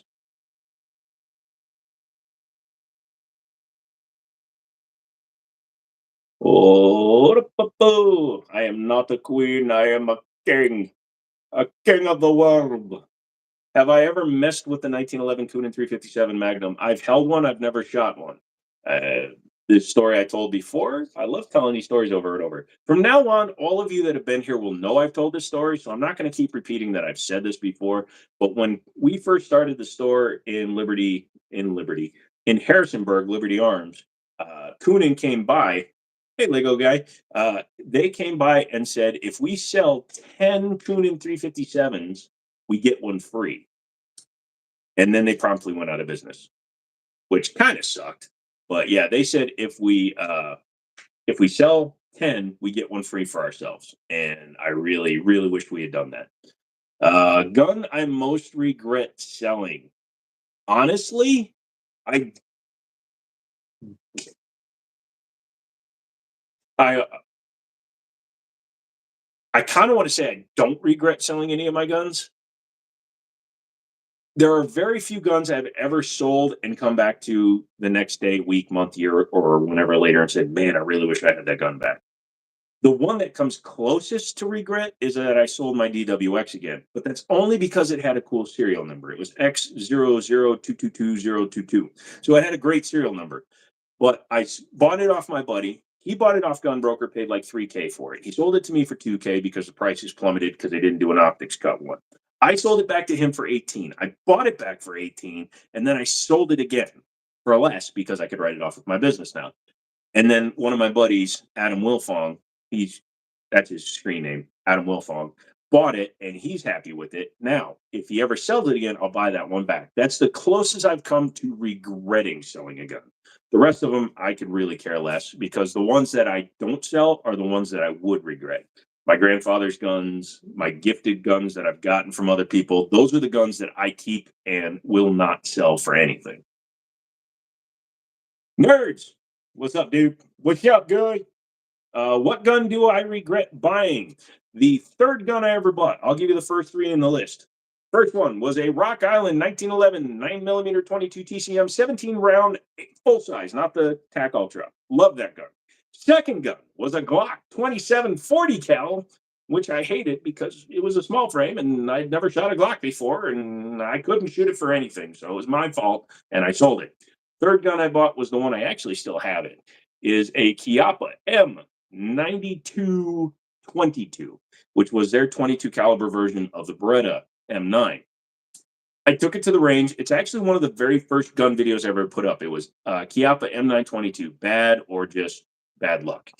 And I got 8 rounds out of it. You can see in the video, I'm actually shooting it. I get 8 rounds out of the gun before the trigger bar literally falls apart. The spring comes out and the bar pops off because the grips work their way loose after 8 shots through a 22. I couldn't find the spring. I contact Chiappa. I say, "Hey, Chiappa, you're in Ohio. You're like 8 hours from me. Can you sell me a new spring?" They're like, "Sure, no problem, dude. $11 for the spring." I'm like, "Well, that's highway robbery, but okay. $8 for shipping." Oh, and then it took 2 weeks to get to me. And then I put the gun together and I got 4 more rounds through it before it stopped feeding. So I messed with it, never got it to fire right. I dremeled the back of the breech out to see if maybe I could get it to seat around, even though it would never fire again. And then they refused to take it back. So I shot it with a 30-30, a shotgun, and a 9mm handgun. I still have it in a shadow box in my office. It was $325. I wasted my money, and it's the gun I most regret buying. That and the DB9 compact pistol. Okay, let's see. Let's go back to when we were. What about a Taurus tracker? You bought your 357 and kind of love it. I had, which one was the 7 round 357? Was that the 66? I think the long barrel. I like mine. I sold mine. I also sold my Raging Hunter to Ryan, who's not on this stream, but he'll be here on Friday. Do I own an M&P 5? I'm assuming you mean the M&P 5.7. No, I do not. I do have an FN 57 that I got from somewhere. But yeah, I don't own the M&P 57. You have a 60 Taurus 66 6-inch barrel, none your damn bit. Oh, I thought you were telling me non something earlier. I love Chiappa. Yes, I love Chiappa so much. I want to watch it. Drink blue water until the bubbles stop. Mr. Mom, Colt Detective Special that you paid $250 for, 3-inch Smith & Wesson 629, no dash, paid $275, bought both from friends. You ripped off your friends. Either that or you got really good friends. Either that or you just got a really good deal.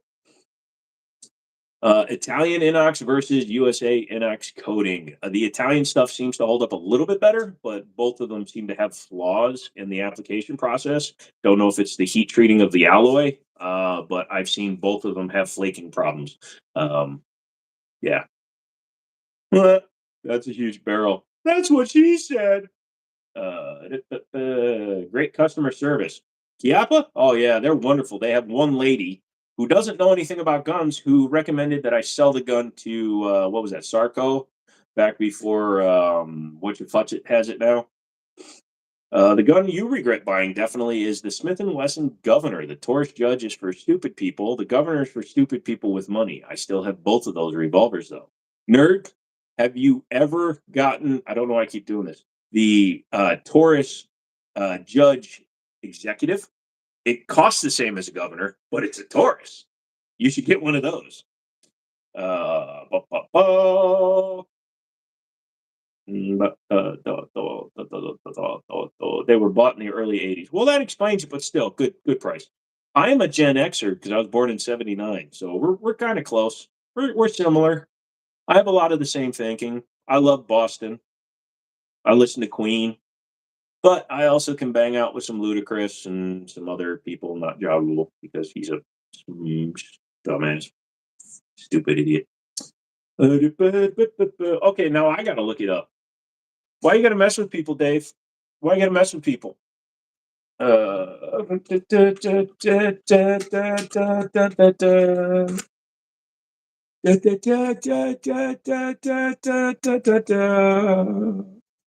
First year generation stainless steel Italian Beretta 92 FS. Ooh, it looks like a Gerson.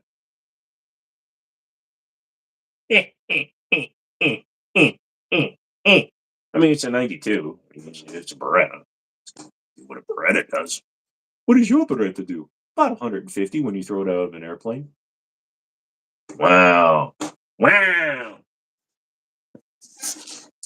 The Lego guy. How often do you live stream? I accidentally did it twice on Monday, but I'm trying to do Mondays, Wednesdays, and Fridays. That gives us 3 times a week to hang out and talk cool stuff. Also gives us the weekend to do whatever we want on our own.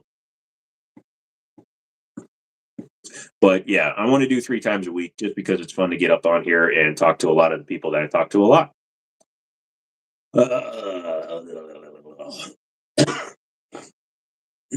Owen, any experience with or an experience with Rock River Arms ARs? I've sold them used. I haven't really played with one, a brand new one, but it seemed fine. Again, it's hard to mess up an AR-15. You really have to be trying to mess up an AR-15.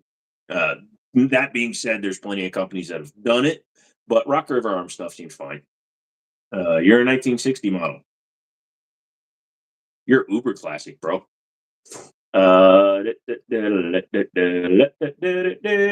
Everyone bashes the Taurus's revolvers. I've never had any issues.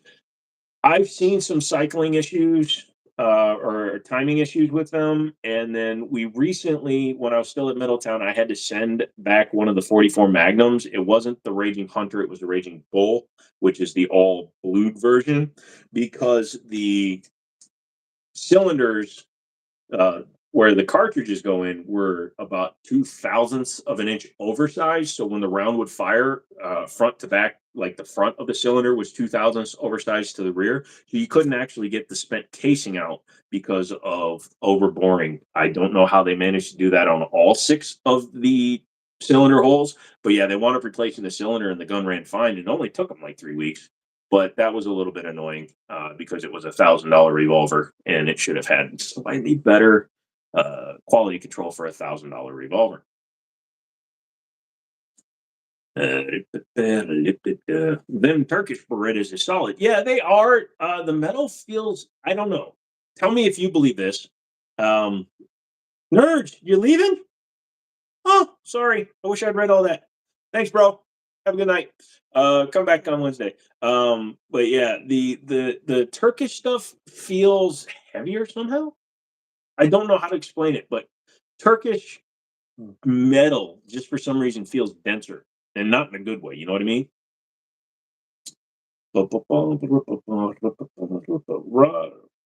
The Rossi Brawler. What's up, Michael? How you doing, man? How you doing, mate? How you doing? How you doing there, buddy? How you doing? How you doing?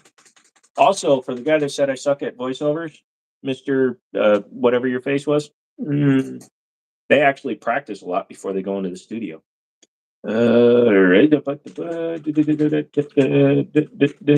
just kidding. I love you all. The Rossi, bro. Oh yeah, the single shot, the one that you can get a 45-70 in.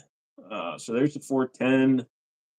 Yeah, it seems kind of good. Seems interesting. Not my style, but I mean, hell, if you like it, go for it. You wanted a sledgehammer. That was the Callaway, right? The sledgehammer vets.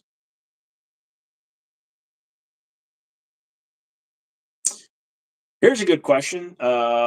Lobster, I know Taurus says they are trying to improve their quality control over the past few years. Have they been successful? You bought the Millennium G2 years ago and it couldn't go through a single mag without failure.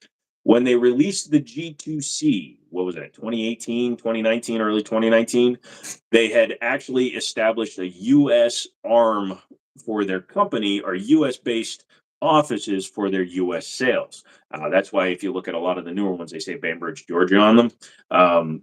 At that point, they started increasing the quality of their firearms. The G2C is basically a Millennium, just very vastly improved. And from that point, the quality has improved quite a bit. That being said, their semi-auto pistols were never that good, so any improvement was really a step up. Although I've heard great things about like their TH45 they recently came out with, and I like the G3 tactical that I had, the G3 full size, the G3C, and the G2C I had. So yes, they have improved quality, but they still have some time to go. And don't forget, they came out with the curve.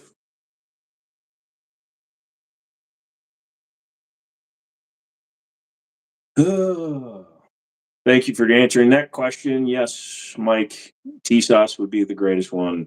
Radical Arms, they're fine. They're out of Texas. They're cheap. They run. They're mil spec. If you don't know what mil spec is a reference to if you were in the military, every gun should be able to have interchangeable parts. They should all work together. They should all feel about the same. It all goes all the way back to like 1911. Yeah, I think even single action armies, but 1911s, they did a test where they took dozens of 1911s, completely disassembled them, put the parts in buckets, and then they reassembled the guns from random parts to make sure they run. That's also why 1911s, it's not as important to have numbers matching guns. Also, not all of them are marked everywhere. I don't know. Thoughts on the Springfield XDS 40, 4.0 and 45? I've never been a fan of the XDS. It feels too chunky. You have a G3 tactical that's been solid. Yep. Is cheapest company willing to build it? Yeah, pretty much. Pretty much. But yeah, a mil spec trigger in an AR is going to be between 6.5 and 7 pounds. It's always going to be a curved trigger. You're going to usually have integrated trigger guards. You're not going to have flared magwells. You're not going to have reinforced ribs on the lower receiver or the upper receiver. It's going to have just a standard failure button, forward assist. It's just going to be all bog standard shite. So you got to know. What about the Bond Arms wrist killer, the Cyclops 4570 Derringer? I would shoot it because I dare to say it's probably going to shoot uh, in the same realm as a 500. Second question, Ruger American Gen 2, worth it? They're fine. I like them. They just don't do anything for me. They look plain. It's a good name, but they're just meh. Uh, you're welcome, Mike. Yeah, I mean the 4.0 is slimmer, but it just doesn't feel right. The dimensions, you ever pick up a gun and you're like, God dang, this thing feels great. It feels right. The weight is there. It's where it should be. And unfortunately, the entire XD lineup never felt that way to me because I've still got my XDM, ODS, OPS, OSP, whatever it was called, the optics cut one, and I never shoot the damn thing. It just sits in a box because it just doesn't feel good. It doesn't feel right. The XDS competition, right, or the XDM competition, it's longer in the grip than it is in the barrel, even though it's a 5 1/4 inch barrel because it uses 21 round mags. And yeah, I can't get behind it. It never felt right. You know what I mean? Shot great, never felt right. Second question. Wait, you already asked that question. Lego guy, can you make any videos on any AR-15?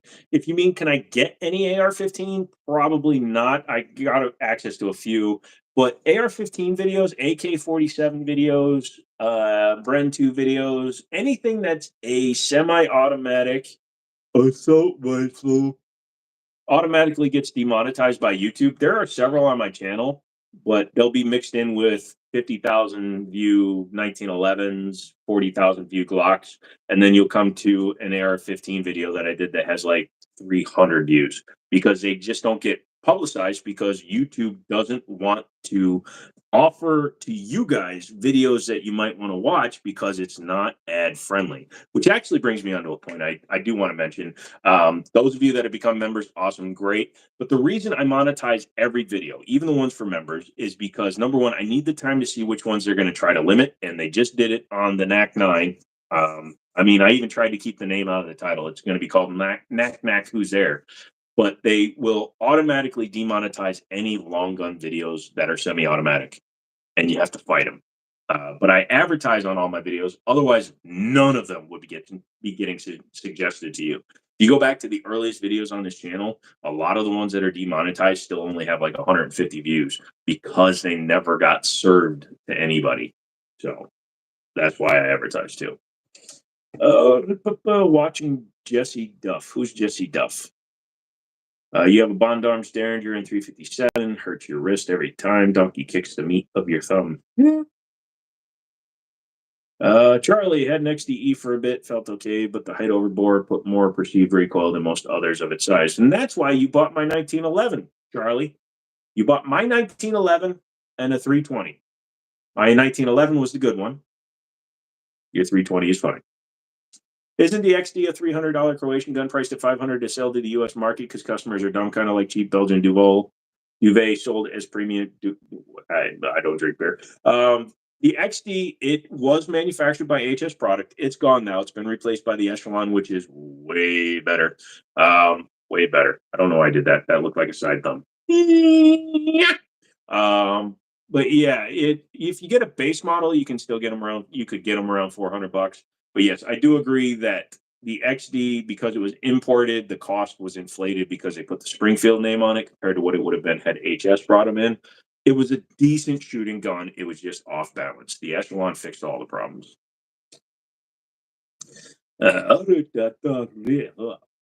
Mike, thoughts on SIG P226, P226 X5 Legion? I want one, but I bought my DWX instead. I shouldn't have. I think I should have bought the 226. I think I'm going to buy a 226, although I kind of have a platypus in my cart right now. So also one of those $1,400 MP7s. I'm pretty sure that one was a scam though. You sold back the three? Oh yeah, you did. I remember. I was there for that. Well, when you want to sell the 1911, make sure you call me first. Yeah, yeah, yeah. So like I was saying, a light company invited me to come out to SHOT Show, and then my buddies over at Middletown say they're going, and they invited me to go. I don't know if I'm going to go though. I'd like to go, but it's 2 floors of booths, and I'm worried that number one, my health is not going to allow it because I can't walk that far. Gibbs and Mitchell. Only if you give me 3 turtles. I don't want it in the will. I'm older than you, Charlie. But yeah, they offered to let me come out there. Well, a company did, and then the guys at Middletown say they're going. I think they just want me for my handicap pass, though. I can tell you this for sure. I'll be the only gun tuber.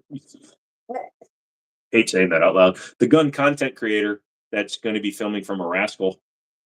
If they'll let me ride a little Rascal scooter around, I guess it would be electric. Go,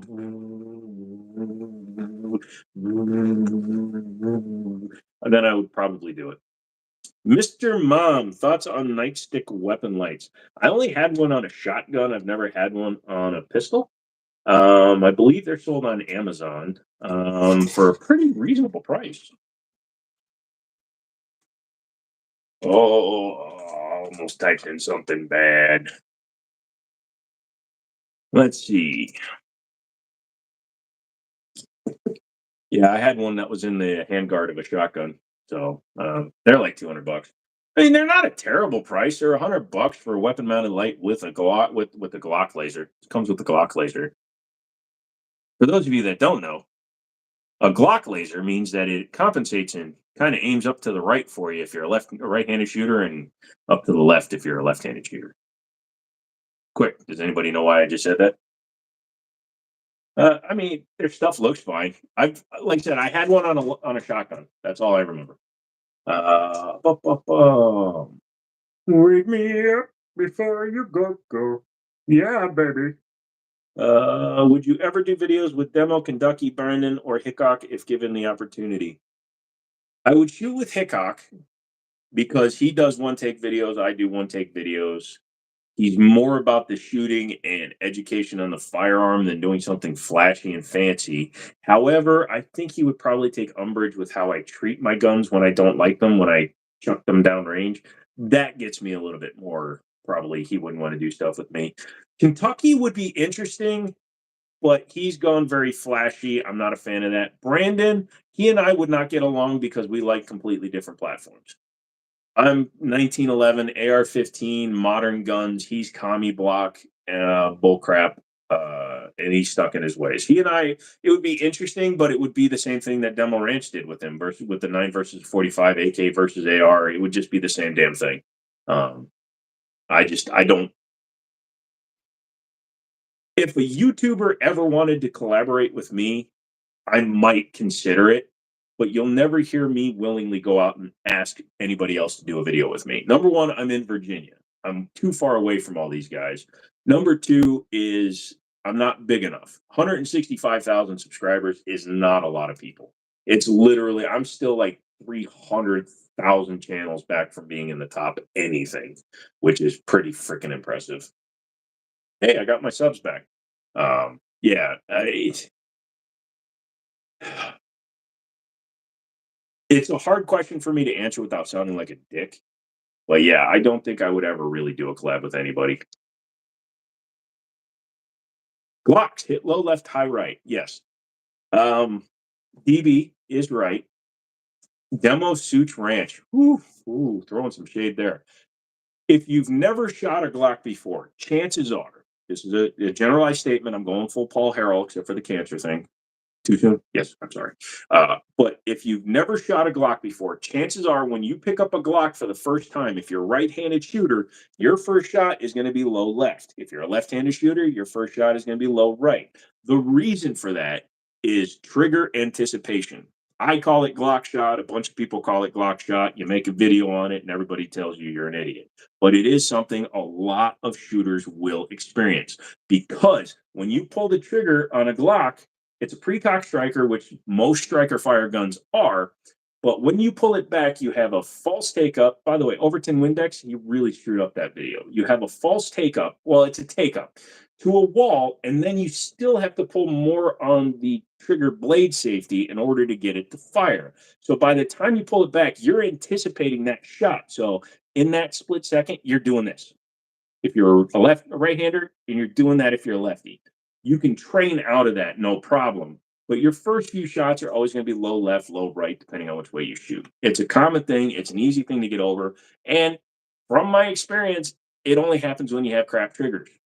Crap comparative to a 1911. Please don't cancel. Although, if you can cancel this weird subscription I keep getting, every time I order hats, I get dildos. Unless there's a really good reason or really good chemistry. Yeah, yeah, and Lobster, I agree there. And if you noticed, who all is collaborating? Demo Ranch, 10 million subs. Kentucky Ballistics, 2 million subs. Brandon Herrera, 2 million subs. Grand Thumb, 2 million subs. He doesn't collaborate. None of these guys will collaborate with smaller channels because it's below them. They don't get the views. The minute you turn your channel into a view mill, you are screwed. You ever hear me begging you to become members? No, I mentioned that you can because you get early access to videos, but I don't sit here and go, oh, like and subscribe, like and subscribe, like and subscribe. I don't even do it in the beginning of my videos, really. I say, oh, yeah, here's the begging out, blah, blah, blah, blah. But not these clowns. And then the fact that they put ad rolls. So they get sponsorships, Ring, whatever. So they put in these videos, they put in an ad that's a minute and a half, which helps them get past the YouTube algorithm because if they don't hear a gunshot in the first minute, they tend to not demonetize your video. There's a secret for you. So they do an ad for something stupid, and then they have integrated ads because they let YouTube put their integrated ads in, and then they just it's I'm turning into an old man. I'm turning into a boomer. Apparently, my birth certificate was wrong. I was born in 1962, back when I think someone older than me was president. Yes. Hey, I'm 44. Should I run for president? Let's see. You're told it's in. Yeah. Well, I'm the one that told you that, Charlie. Um, Oftentimes, you're not sure if there's a sizable bump in exposure. There really isn't for the little guy.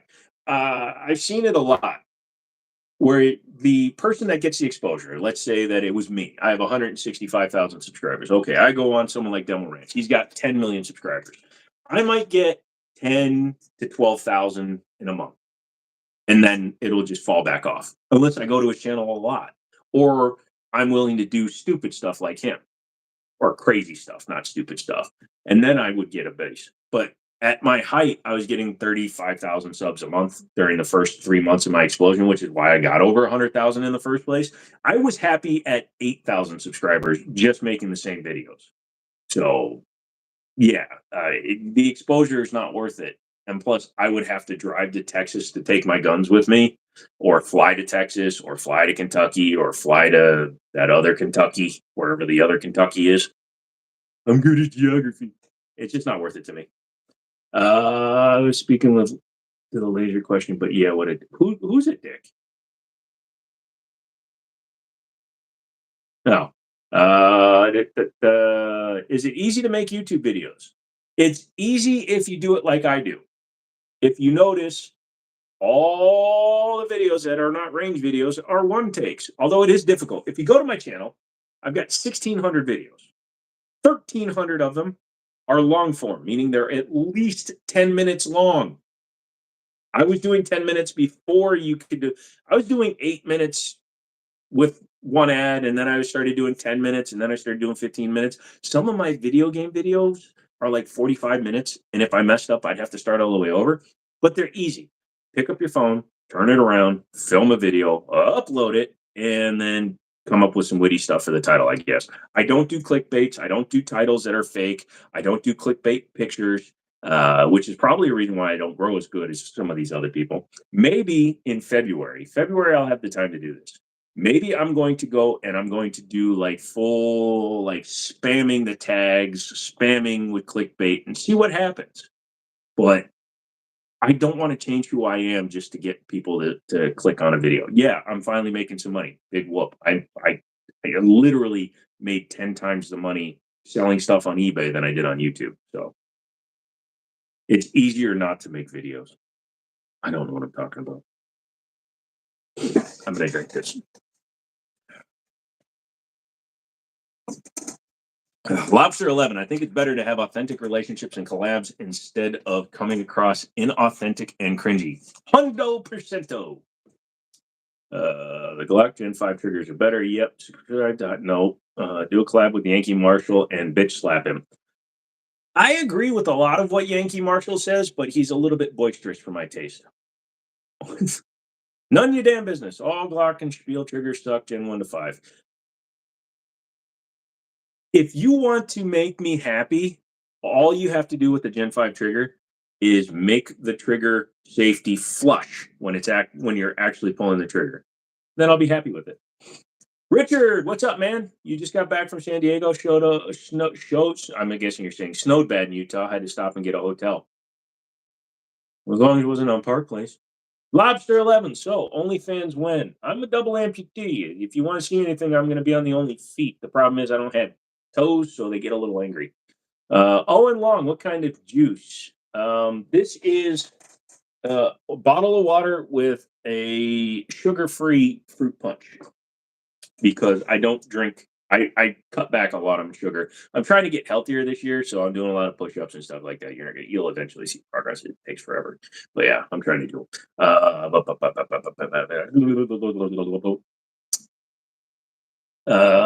Ocean Dude, you started following me when you came across one of my shorts 2 years ago. Well, keep it in your pants, buddy.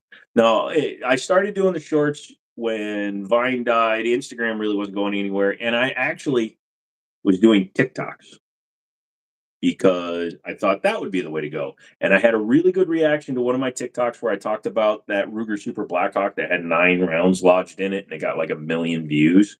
But then TikTok, because it's Chinese, decided they didn't like firearm stuff. So every time I put one up, I get a community violation. So I got to like 7,500 subscribers over. I think I still have them over there. I don't even check it anymore. But I had like 7,500 followers, and then I just stopped doing it over there because it wasn't worth it. 3D Dave, you asked about the 92 FS. I looked it up. It looks really cool. I'd love to have one, but at the end of the day, I don't think I could afford it.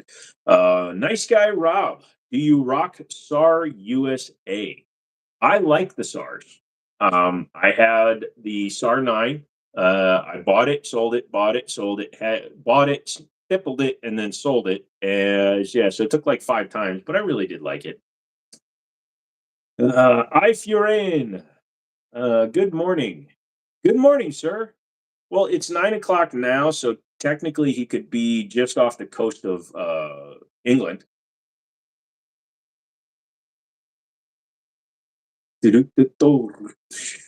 All right, dude, rock on. Yeah, no, SAR makes some good stuff. I had the K-12 Sport, which was their Shadow 2 imitation. I liked that. I had the K2 and 45, liked that. I had the SAR 2000 all stainless, which was basically just a stainless CZ75. That one was pretty cool. Just in general, yeah, I really do like SAR. One thing that you will notice on this channel is that I don't get involved with the politics of the firearms manufacturers or their locations. When I'm looking at a firearm, I'm looking at a firearm that already exists in the United States, okay? I'm not the one who paid the Turkish government or the Turkish manufacturer or the Chinese manufacturer or this manufacturer or that manufacturer. When it's in my local gun store, you're paying the gun store. The gun store paid the distributor paid the manufacturer. So, yes, it's 3 parts removed, but I'm supporting a local business who happens to have an item that might be of good quality. If you want to boycott a company, that's fine. Just don't even touch their products. Don't even tell people about their products. You boycott them without being publicized. You go through the proper channels. You can boycott somebody without giving them attention. It's been said, and I'm paraphrasing here, that somebody that likes something you do will tell 2, 3 people. Somebody that hates what you're doing will tell multitudes more. I think it was Howard Stern or somebody else that said that. But yes, you will get much more exposure when somebody hates you than you will if somebody likes you. We're doing good today, man. We're actually talking a lot. I'm enjoying this.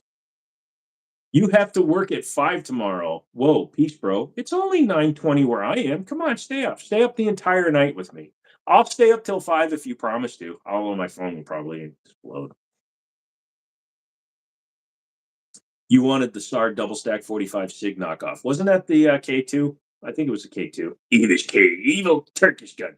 Evil. It was evil. Yeah, I don't know. K45C on your end. Totally agree. Quality is quality. Yeah, I mean they use good materials in the car and the SAR. DB, you're gonna leave me? Oh. Owen, speaking of controversial manufacturers, any advice for a new Kimber owner? You bought the lightweight, which is the aluminum frame, 9 millimeters specifically.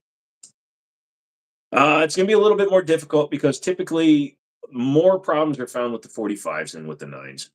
But I would, and I know DB doesn't really like this, take the gun apart, not fully disassemble, but field strip it, Look for any burrs. Look for anything that might stop the slide. If you need to, take a little bit of memory cloth. Steel wool will work. Just make sure there's no burrs or any sharp edges there where there shouldn't be. Lube it up really good, and just take it out and try it. It's a crapshoot. Honestly, their quality control has improved in the last year from where it was, but unfortunately, the minute they got bought out by major concern and moved to Yonkers, their quality dropped quite a bit. Uh, they have come quite a bit closer to being good again, but I would just go through and give it a full maintenance once over. Just make sure there's no weird shite happening internally, and then you should be fine. Opinion on AK Zastava or yeah Zastava. I agree with you, DB. Joe, am I allergic to firearms? No, I am not yet. Till I eat a few. You have two older Kimbers in 45 and they run. Yep, they do. How are you, Joe? The voice. Wait, what the? Hey, are you Joe? Ryan, you know who I am. And for that, the price just doubled for the other gun that you wanted from me that one time. You bought my Raging Hunter in 44 Magnum, right? Oh, and thank you. I'll have to do that. Any gun lubricant you recommend specifically? I ordered also the Wilson Combat mags since I heard they help. They do help. Wilson Combat in the 9mm, the Ed Brown mags, I've had good quality, good experiences with, and the Chip McCormick mags. So all three of those are pretty good companies. Depending on what you're doing, okay, I've got a few different ones that I use. So this is Wilson Combat. This is the light oil. This is what I use for just everyday lubing when I'm going to the range. This is Loctite. Don't accidentally put that on your gun because that will seal it into one position. And then Slip 2000 is a good lube. Now, depending on where you're putting it, if you're putting it in like your rear spring, your the trigger, not the trigger spring, but the rear spring for the everything. My brain's stopping. Use a gun grease, something that isn't water soluble, so that it will stay in there longer. But for light lubing, I use Wilson Combat and Slip 2000. I was going to use some of that frog stuff now. Haven't used any of that frog stuff. Ooh, yes, love it. Good. DB, you sell firearms and firearms accessories. You were my son, I'd hug you. Yeah, that's a shit version of it. My voice is going bad. You were in San Diego for 2 hours, probably saw 20 vehicles with busted out back windows and trash bags taped on. Oh, California. Sounds about right. Right. You had issues with few Chip McCormick 10mm mags. There you go. I know I say that as kind of a joke, but seriously, I red Loctited a 1911 together once. This is blue, so this isn't as bad. But I had, you can see that Wilson Combat's red lube looks a lot like red Loctite, and I was reassembling a compact 1911, and I rubbed this. It was in a little sample tube, so I figured it was Wilson or somebody else's. Rubbed it in, it went in nice. Everything was going really good, and then all of a sudden it stuck because I red Loctited a 1911. Never had a corrosion issue after that though, because man, it absorbed it and then dried. So it was like, you know how when you diamond coat something or ceramic coat a car, I think that's what happened with the Loctite. I literally rubbed the Loctite into the metal of a 1911. Yeah, that gun's out there somewhere. You had a Walther P22 that was a random shooter of 22 rounds. Got rid of it soon after buying it. Low quality Umarex junk. Do I have one? No, I don't have a P22. I had a P22, but I don't have it anymore. I'm very picky. I'm not pickery with my English. I'm very picky with my 22 caliber handguns because this is going to sound weird. 22 handguns feel like toys to me. I have big hands. I'm a big dude. And when I'm shooting a 22, it's like shooting a strong air gun to me. So I like a fuller size gun. The P22 is nice. It's a little bit small. The P22 and Ruger 22s and a bunch of those older design 22s are picky with their ammunition. So if you run the wrong kind of ammunition, you run like Remington Golden Bullet, which I call Remington Golden Booger. A lot of those can have jamming issues with 22 pistols, especially the semi-autos. So I just don't run them. And 22 inherently is not as reliable as center fire to begin with. Um, the guns I like are the SIG P322, which is actually built by SIG, and the Taurus TX22, which is a little bit of a different variable because, like the Glock 44, the Taurus and the Glock actually have removable or non-fixed barrels, whereas the P322 has a fixed barrel, which is kind of interesting.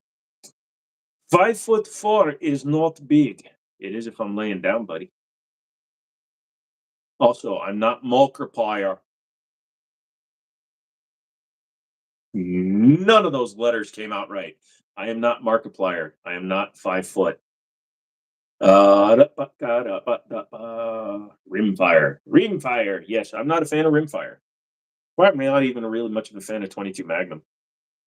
22 Hornet. Wait, it's 22 Hornet? I think 22 Hornet is.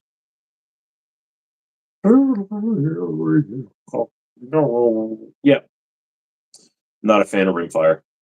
Oh, man. How long have we been going? 119 minutes, about 2 hours. How you guys doing? You guys hanging in there? I know DB, you said you got to take off a little bit. You can. It's cool. I don't mind. Alistair Hughes. Alstar Huggies. Is it Alistair or Alstar? I don't know. What do you think of leather action 22s? Well, the last leather action 22 I had was a dominatrix named Rebecca, and she was not as fun as she advertised on Craigslist. She took my money. She barely did anything, and half the time when she whipped me, no explosion. Now, if you mean lever action 22s, they're fine. You're talking about like the Henry Golden Boys. I like them. 2 hours. No, for some reason I expected to go a lot longer today. Uh, to what? 2 hours. Oh, you're just answering the question. Gotcha. No, I like the Henrys. Henrys are decent. I like lever actions because they're pretty reliable in functionality and they're pretty simple. Yeah. Crashing soon. Forgot clothes in the dryer. I forgot how to use words in English and stuff, right? Yeah. Yeah, I knew that's what you meant, dude. I was just screwing with you with the whole leather bondage stuff. No way, DB, you know her too? Man, she used to give me discounts if I paid with cash, but I find that the 3% credit card fee is actually easier to absorb because it allows for chargebacks in case that your experience isn't exactly what you want. My safe word is apples. Owen asks, what about more budget 22s like the Heritage Rough Riders? They're fine. The Heritage Rough Rider, even the Rugers, are pretty good. I don't care for the single action army style with the side gate where you have to plunge, plunge, plunge, plunge each shell out after it's fired. That's why I actually bought the Burgo. The Burgo was under $100. It was like 80 some bucks after tax. It's an 8 shot with a swing out cylinder. So it's a more traditional one and it carries more rounds. The Heritage Rough Rider is fine, but they're 6 rounds. Although I do want to get the threaded barrel bar keep with the rail on top because I think that would be fun to tactical the shit out of. So we'll have to see if I get one of those. But yeah, yeah. Oh yeah, DB, you got that one, did you? What, you never charged back a hooker? Somebody clip this because that's gonna be great. Have you seen a 9 millimeter bolt action because you want one for pest control, but some are shiny? Uh, you inherited a Colt Frontier Scout. Those are nice.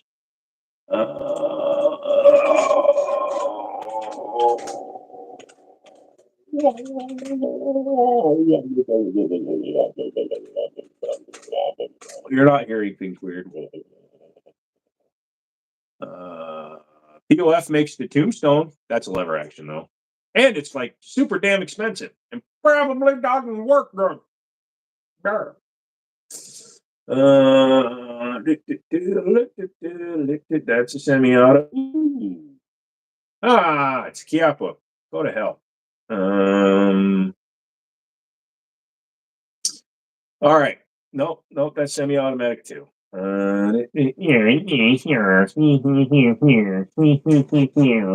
Nope, can't recommend one to you. Let's see.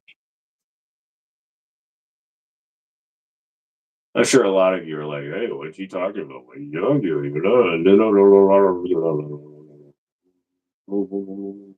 There's a guy out there that converts BA-22 TCM Rock Islands to 9mm Copeland Gunworks. I'm sure that's expensive as all get out.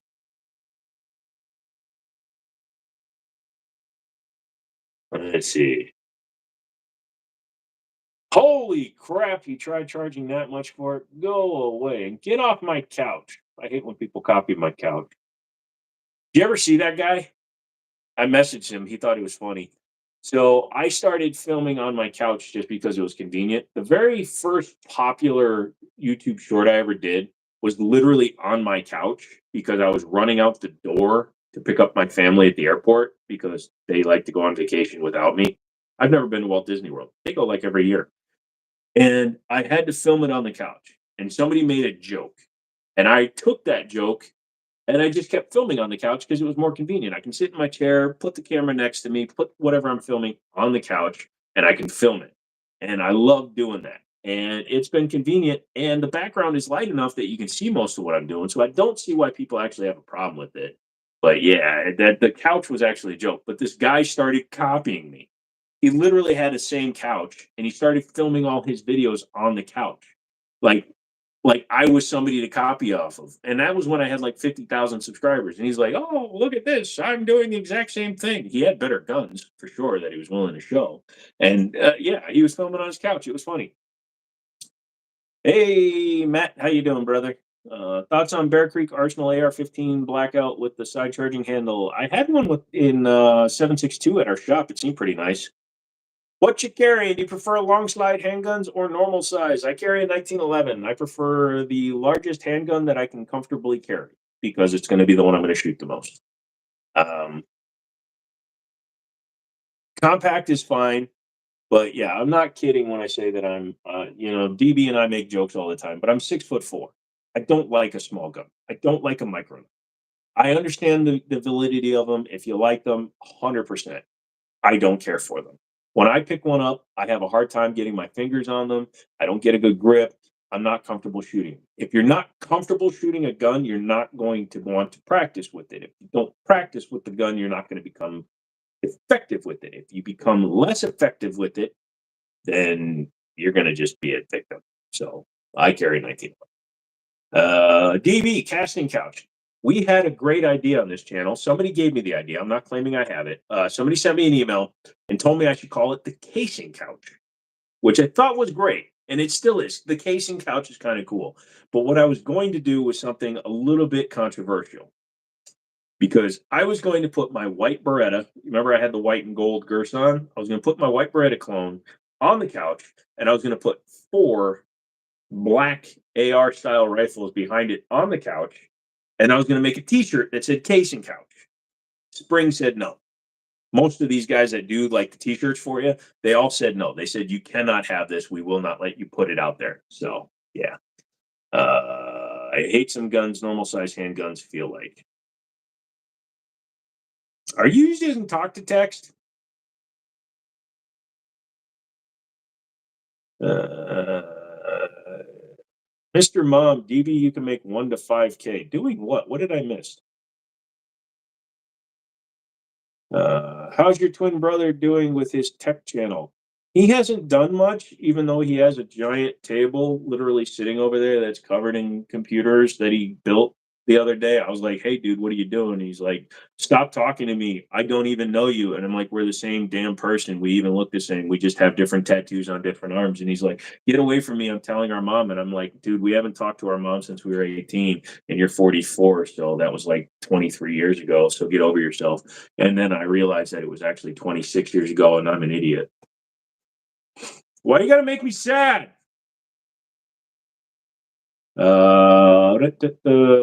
Sweet. Thank you, Haywood. I'm missing a lot of stuff here, guys. I don't know how I'm doing it, but I'm missing a lot. I just saw a 10-year-old girl on YouTube shooting a 45 and handling the recoil like a pro. I feel like such a wuss. Seen it? I have seen her videos. I'm Mike. Good night, all. Yes, I have seen it. I think it's awesome that they are teaching their daughter to be very enthused with the sport. I am surprised that YouTube allows ads on her channel and comments. And I'm not saying that from the perspective of jealousy. I'm saying that from the perspective of YouTube is literally one of the most censoring websites with their rhythm. They're the worst. Okay, yet they allow a young girl to shoot guns, even though it's in a controlled environment, and have ads on her channel. Uh, the hypocrisy of it is a little amazing because they sell a ton of ads using her, which is the reason they allow it. It's called money. Math is hard. I don't like things with numbers. What am I missing?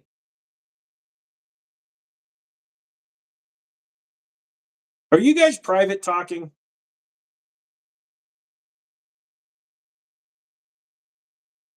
What's BRCC? You're also heading to bed. Thank you for all the useful information. Oh, and I hope you got something out of this. Please ignore all the stupid stuff I was talking about because, that's part of my personality. My pinky likes you. Don't you, pinky? You hate 9 millimeter. You'll never buy a handgun in it. Only 45, not even SMGs. Well, that's dedication to a cartridge. Why don't you like 9Ms? 9 millimeters are fine. And in densely populated areas, they provide stopping power without overpenetration. And as we all know, overpenetration can cause some problems. Oh, that's the problem.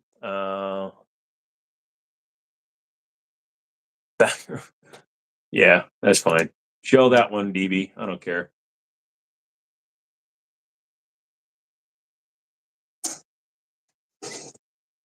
Private dancer.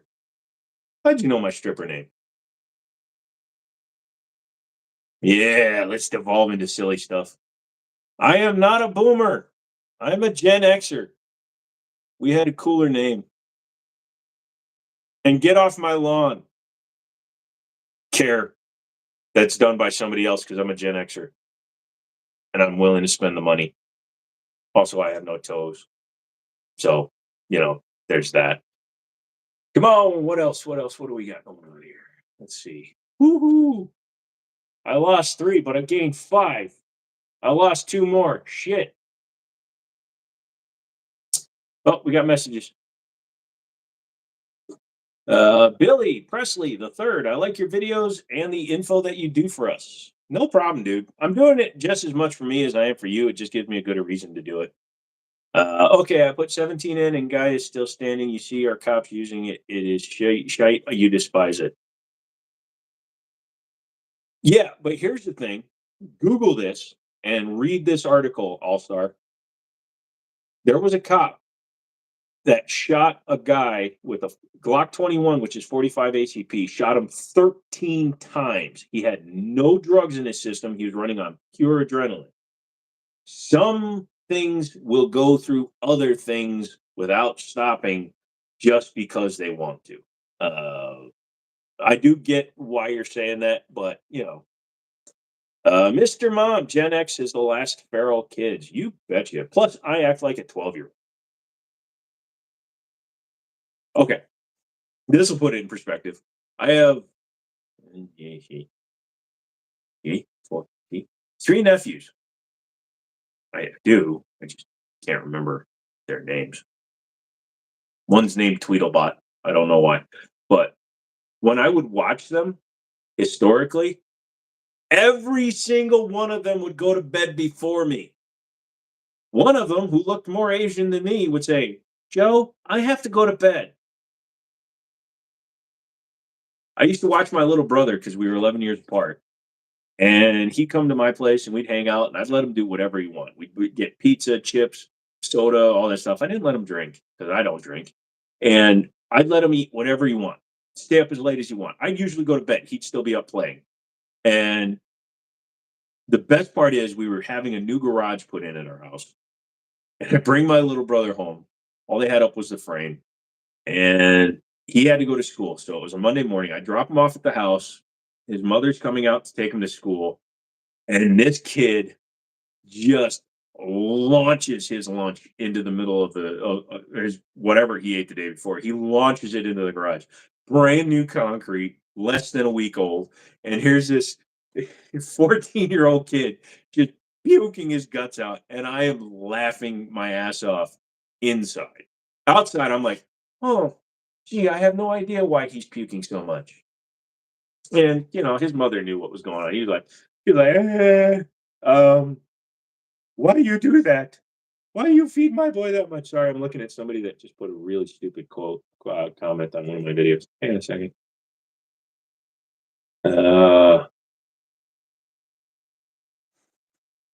2.5 million people seems like a lot of people. Sonny, maybe turn on your webcam to see who they do not care about. I love the shorts people. And I just put up a video today saying I wasn't going to troll as much, but I have to. Yeah. I also love it how he has no face pic, no profile pic, no avatar, and no videos. I love these fools. What we do is we go in and we do this to him. More about this channel. All about the rabbits. Oh, and he stole somebody else's videos. Sweet. Yeah, that's a great way to run your channel. No subscribers. Maybe should I subscribe to him? Tell me down in the chat. Do I subscribe to this guy? He tried to insult me, saying nobody cared about my opinion on a video that has 3 million views. So, what do you think? Do I subscribe to him? Let me know. I'm not telling you his name. Do I sub? Cops never had a hard time when they used 357 revolvers. Now they're screaming and scared because of the stupid 9mm out. There is a difference between 357. Don't get one mixed up because it will cost your life. I'm going to say I don't agree with you. You can have your own view, Alstar. I'm not telling you you're wrong at all. Okay. You can have your own opinion. Absolutely. But here's how I'm going to put this. Okay. When cops were using revolvers, the criminals had respect for both their city that they were living in, and they actually had a begrudging respect for most police officers. So the ones that were willing to get into a shootout with the police officer, they were using similar stuff. But the shootouts were much less frequent, less publicized. Nowadays, you have all these morons. Cost your me?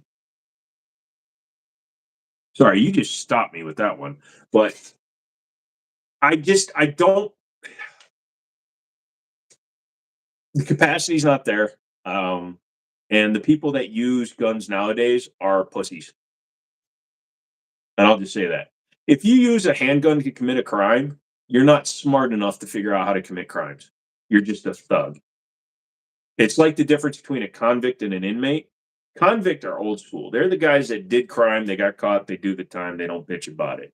Inmates are the people that go out, try to rob a place, get caught because they're freaking stupid, police catch them, and then they bitch, moan, whine, and complain the entire time they're in jail, and then they go out and do the exact same shit again. Those are the kind of people that actually create the gun violence. A smart criminal doesn't have to use a gun. How about that? Yeah, Glock 40. All right. I'm gonna, yeah, L-Star, sorry, man. Like I said, you're welcome to your opinion, and that's fine, but I don't want to debate that anymore. We're good. We're good. By the way, nobody's answered yet. Do I subscribe to this guy? The one that tried to insult me and did a bad job at it. Roy K. I had to get a Windows 11 PC, so got a. Is that the name of the company? AMD Ryzen 5600 and a 4x4x4 or 2-inch cube mini PC from Amazon will play all Wolfenstein games. Okay, 16 gigs of memory, 500 gig hard drive. You ever tried these? Yeah, I like the mini PCs. I have a few of them. They're interesting. They're fun. Um, I did a couple of videos filming um, with a M.2 adapter for a graphics card, and I really enjoyed it. I prefer obviously large form factors. They give me more room to do whatever I want. But yeah, dude, I at my office I use a laptop, and for my HTPC I actually use a Minusform, which is a very similar thing, but it's an old i5. Uh, Mr. Mom, you are retired law enforcement and carried a Smith& Wesson 19, then a 586, then 645 to Colt 1911 for your last 15 years. You had the best time. Give us name and then yes, subscribe. I'm not giving his name because I don't want anybody just like spamming him, and I don't want to give him any more credence. Add some zeros to your bank account. No sub, no sub, no sub. Okay. It's just I would use it if the ballistics were good and innocent. Okay, Alstar, cool. We're good. We're good, man. Like I said, you're totally justified in saying what you want, man. But we're cool. Let it go. I'm not going to read any more comments on this subject, so we're good. Um, let's see. We should all sub and troll. No, we don't want to do that. I'm actually going to go back and just kind of block him. He does not need to be in my feed at all. There we go.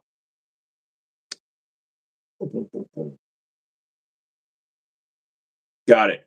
Thank you, All-Star. Thoughts on 5.7? Favorite 5.7? You like the Ruger more than the FN? I like all of them more than the FN. I have the FN because I got one for $600. But yes, the Ruger is better than the FN. But I will say that for the money, because they're the exact same price, at least we were selling them for $650. If you get the Smith and Wesson, it's a little bit thinner feeling in the grip, so it's a little bit like bladier. But the Smith and Wesson comes out of the box with an optics cut, and it comes with a threaded barrel from the factory, whereas you have to pay extra. It's like $157 to get the threaded barrel, and then you have to buy an adapter for your rear sight for the Ruger. If you want a striker fired, you have one choice, which is the Palmetto State Rock. Uh, Question: didn't you say you had a Glock in 357 SIG? Was it the 31? No, it was the 32, which is the same size as the 19. I don't have that anymore. It had a Steel City Arsenal custom stippling. It had the often I can't remember it. The Vickers Tactical rear slide assist. Yeah, it was pretty cool, but it just got expensive to shoot. My first gun you purchased was back in 1978, Smith& Wesson Model 60, stainless 2-inch barreled revolver. That was before I was born. I was born in '79. No, that's awesome, dude. Um, we had a lot of Smith& Wesson revolvers come through the store at Middletown, and they've all been very nice. Even the ones that were kind of ratty seem to be holding up really well. I like an old Smith& Wesson uh, revolver. Dave, I would take the Smith& Wesson or the Rock. There you go. Waiting on the 5.7 Yeet cannon. That would be a cool round to see, and I totally agree. However, I don't think the 5.7 can knock the slide back. they would have to do a polymer slide with a steel insert, and I don't think High Point wants to invest the extra $14 into an entire like Play-Doh my first mold set to make them. Woohoo! Knocked it off. My voice is running out.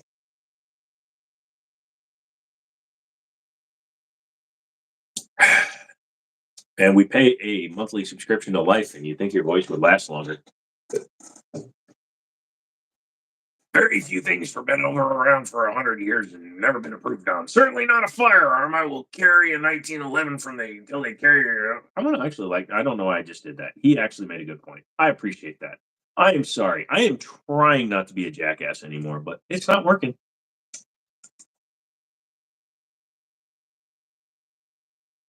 Why do you care? Why do you care?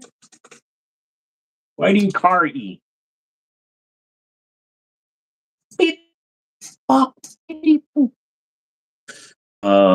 Roy, thanks for the chat. It's time for bed. Yes, sir. I think Taylor's makes a barrel for the Encore pistols. Correct me if I'm wrong. That's chambered in 5.7, maybe.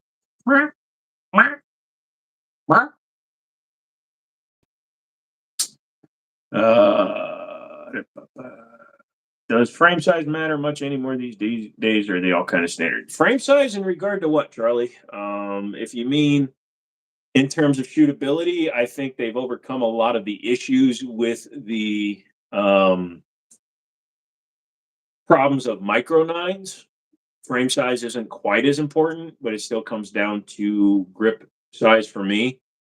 If I shoot a micro nine, I can only get these fingers on there because obviously trigger finger. So then you got two fingers, and you got one finger just kind of hanging off in space, doing whatever it wants.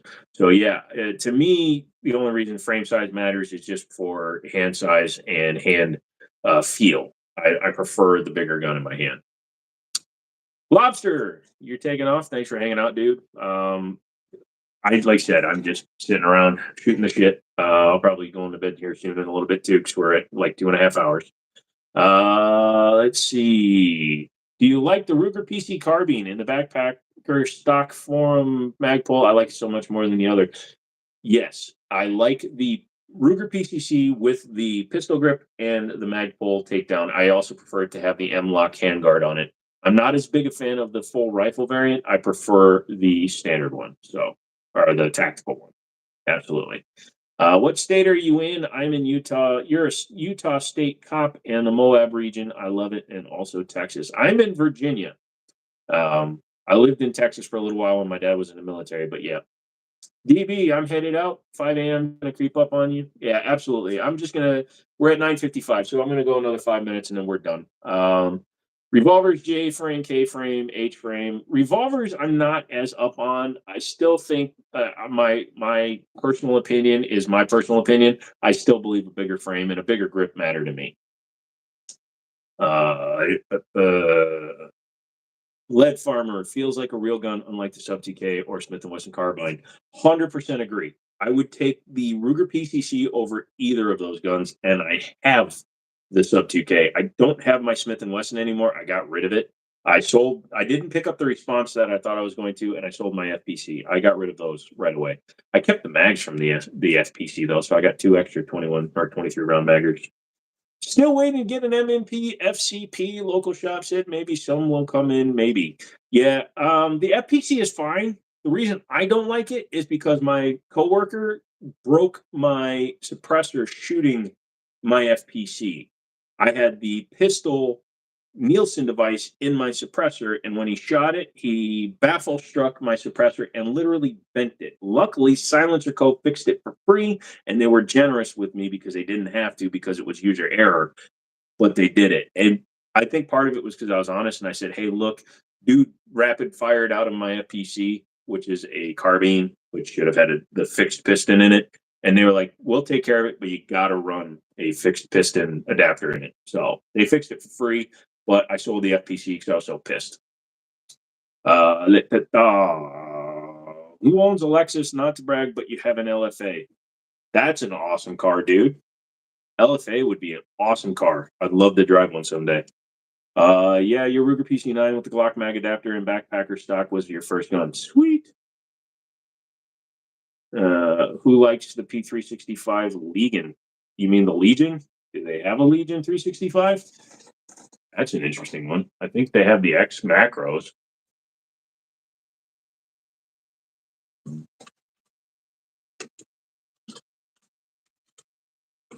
What'd you pay for your LFA, bud?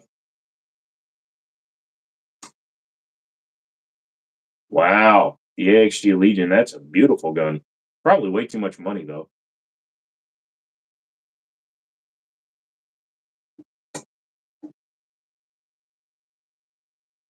Ryan, talk to you later, man. Have a good night. You barely talk, son. We'll talk on Friday. I wanted the Smith and Wesson, but probably going with the response. You has a Ruger PC. No, no, I like it better that way. So this is my guns. I has a PCC carbine. It's a takedown. You can take the barrel off, and then you can put it in the mud. And then when you're done, you have a tent. Sorry, I'm just messing with you. You know, I'm just messing with you. Let's see. You forgot the exact name because you're dyslexic, but the Legion is the one that's in. Okay, there's a couple of them that shoot in 45 ACP, specifically the 220, not the 365. They do the AXG Legion in 365, but that's a different beast altogether. All right, kids, I think it is about that time. Why don't we go ahead and start saying our good nighty timies? Because we are going to be out of here.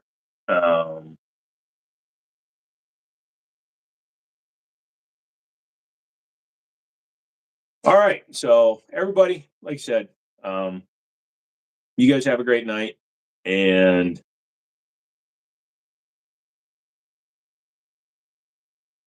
come back for the next one. We'll have some fun. When we do, it'll all be good.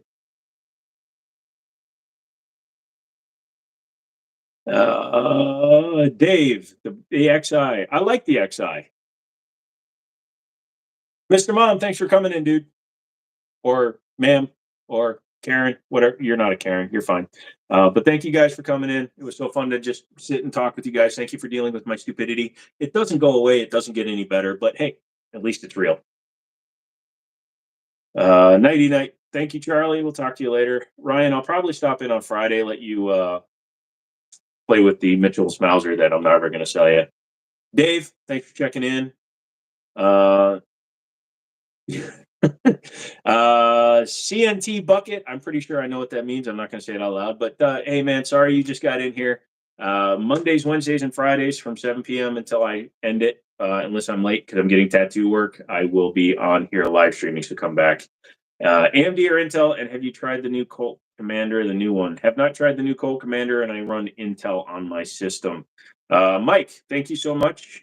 Appreciate you coming in. Dave, is the coating on the M9A4 durable? The ones I played with, it feels just as good as the M9A3. I have seen on the M9A3 that some of the coating will come off a little bit off of the barrel for repeated shooting. But other than that, the coating seems really, really decent on the M9A4. You're going to polish mine, Mitchell Mauser? Maybe. Aren't I back on Friday? Yes, I'll be back on Friday at 7 p.m. I'm going to run to the gun store, but the gun store closes before at 7, so I'm going to leave there and come here and do a live stream. Or maybe I'll do a live stream from the parking lot of the gun store. Maybe I'll do that. Who knows? We'll see what happens. But come back for that, and we'll have some fun. Okay. Really appreciate it, you guys. Again, come back anytime, and we will have some fun. All right. Alstar, I mean, I'm looking at your channel, dude. I know that you're just having fun on here, but you're saying stuff that isn't true, and we're just going to we're gonna have to do this, my bud. Sorry. It's just the way it is, bro. I can't have that kind of stuff here. Don't polish it too hard, accidental discharge. That's only if I have it loaded, I mean, as we all know, that I'm half Asian, so I function on an empty chamber. Let's see. Joe switched to 7 p.m. Pacific Standard Time. That would be 10 o'clock here. Will you guys come into me? Wait, that's not what I meant. Will you guys come and join me if I start filming? If I do stream a little bit later, let me know right now. If I started right now, would you guys still be here? Because I mean, I lost a few guys. Maybe I'll stream longer. That's what we'll do. How about I stream for 4 hours on Friday? That's what we'll do. I'll stream for 4 hours. So those that want to come in, for those of you that want to join me, that doesn't sound good either. Look, we're gonna have some fun, okay? And just so you guys know, I did have to actually remove Alstar. He is not actually who he says he is, so don't listen to any, unfortunately what he's saying. Yeah, he's from the UK. He's 18, so we're not going to have that kind of blatant just stuff being said in the channel. Okay, this is not going to be a place for stuff like that. We need people that are actually just kind of doing what they're supposed to be doing. All right, guys, that's it. I'm gonna go. I just want to explain why you just saw a bunch of stuff disappear. Like I said, I want to have fun on these streams, but I don't. We can't have people just playing that kind of game. So come back for the next one. I love you guys. I know it's only 10:02, but I don't have it in me today. My arm is actually starting to hurt a little bit, and I am going to go to bed because I have to go do stuff in the morning, and I have a pimple. Oh wait, that's a roll. So come back for the next one. I love you all, and until I push the extra button saying, "Am I sure I want to quit?" Even though I said I want to quit, we're gonna go. See ya. Bye.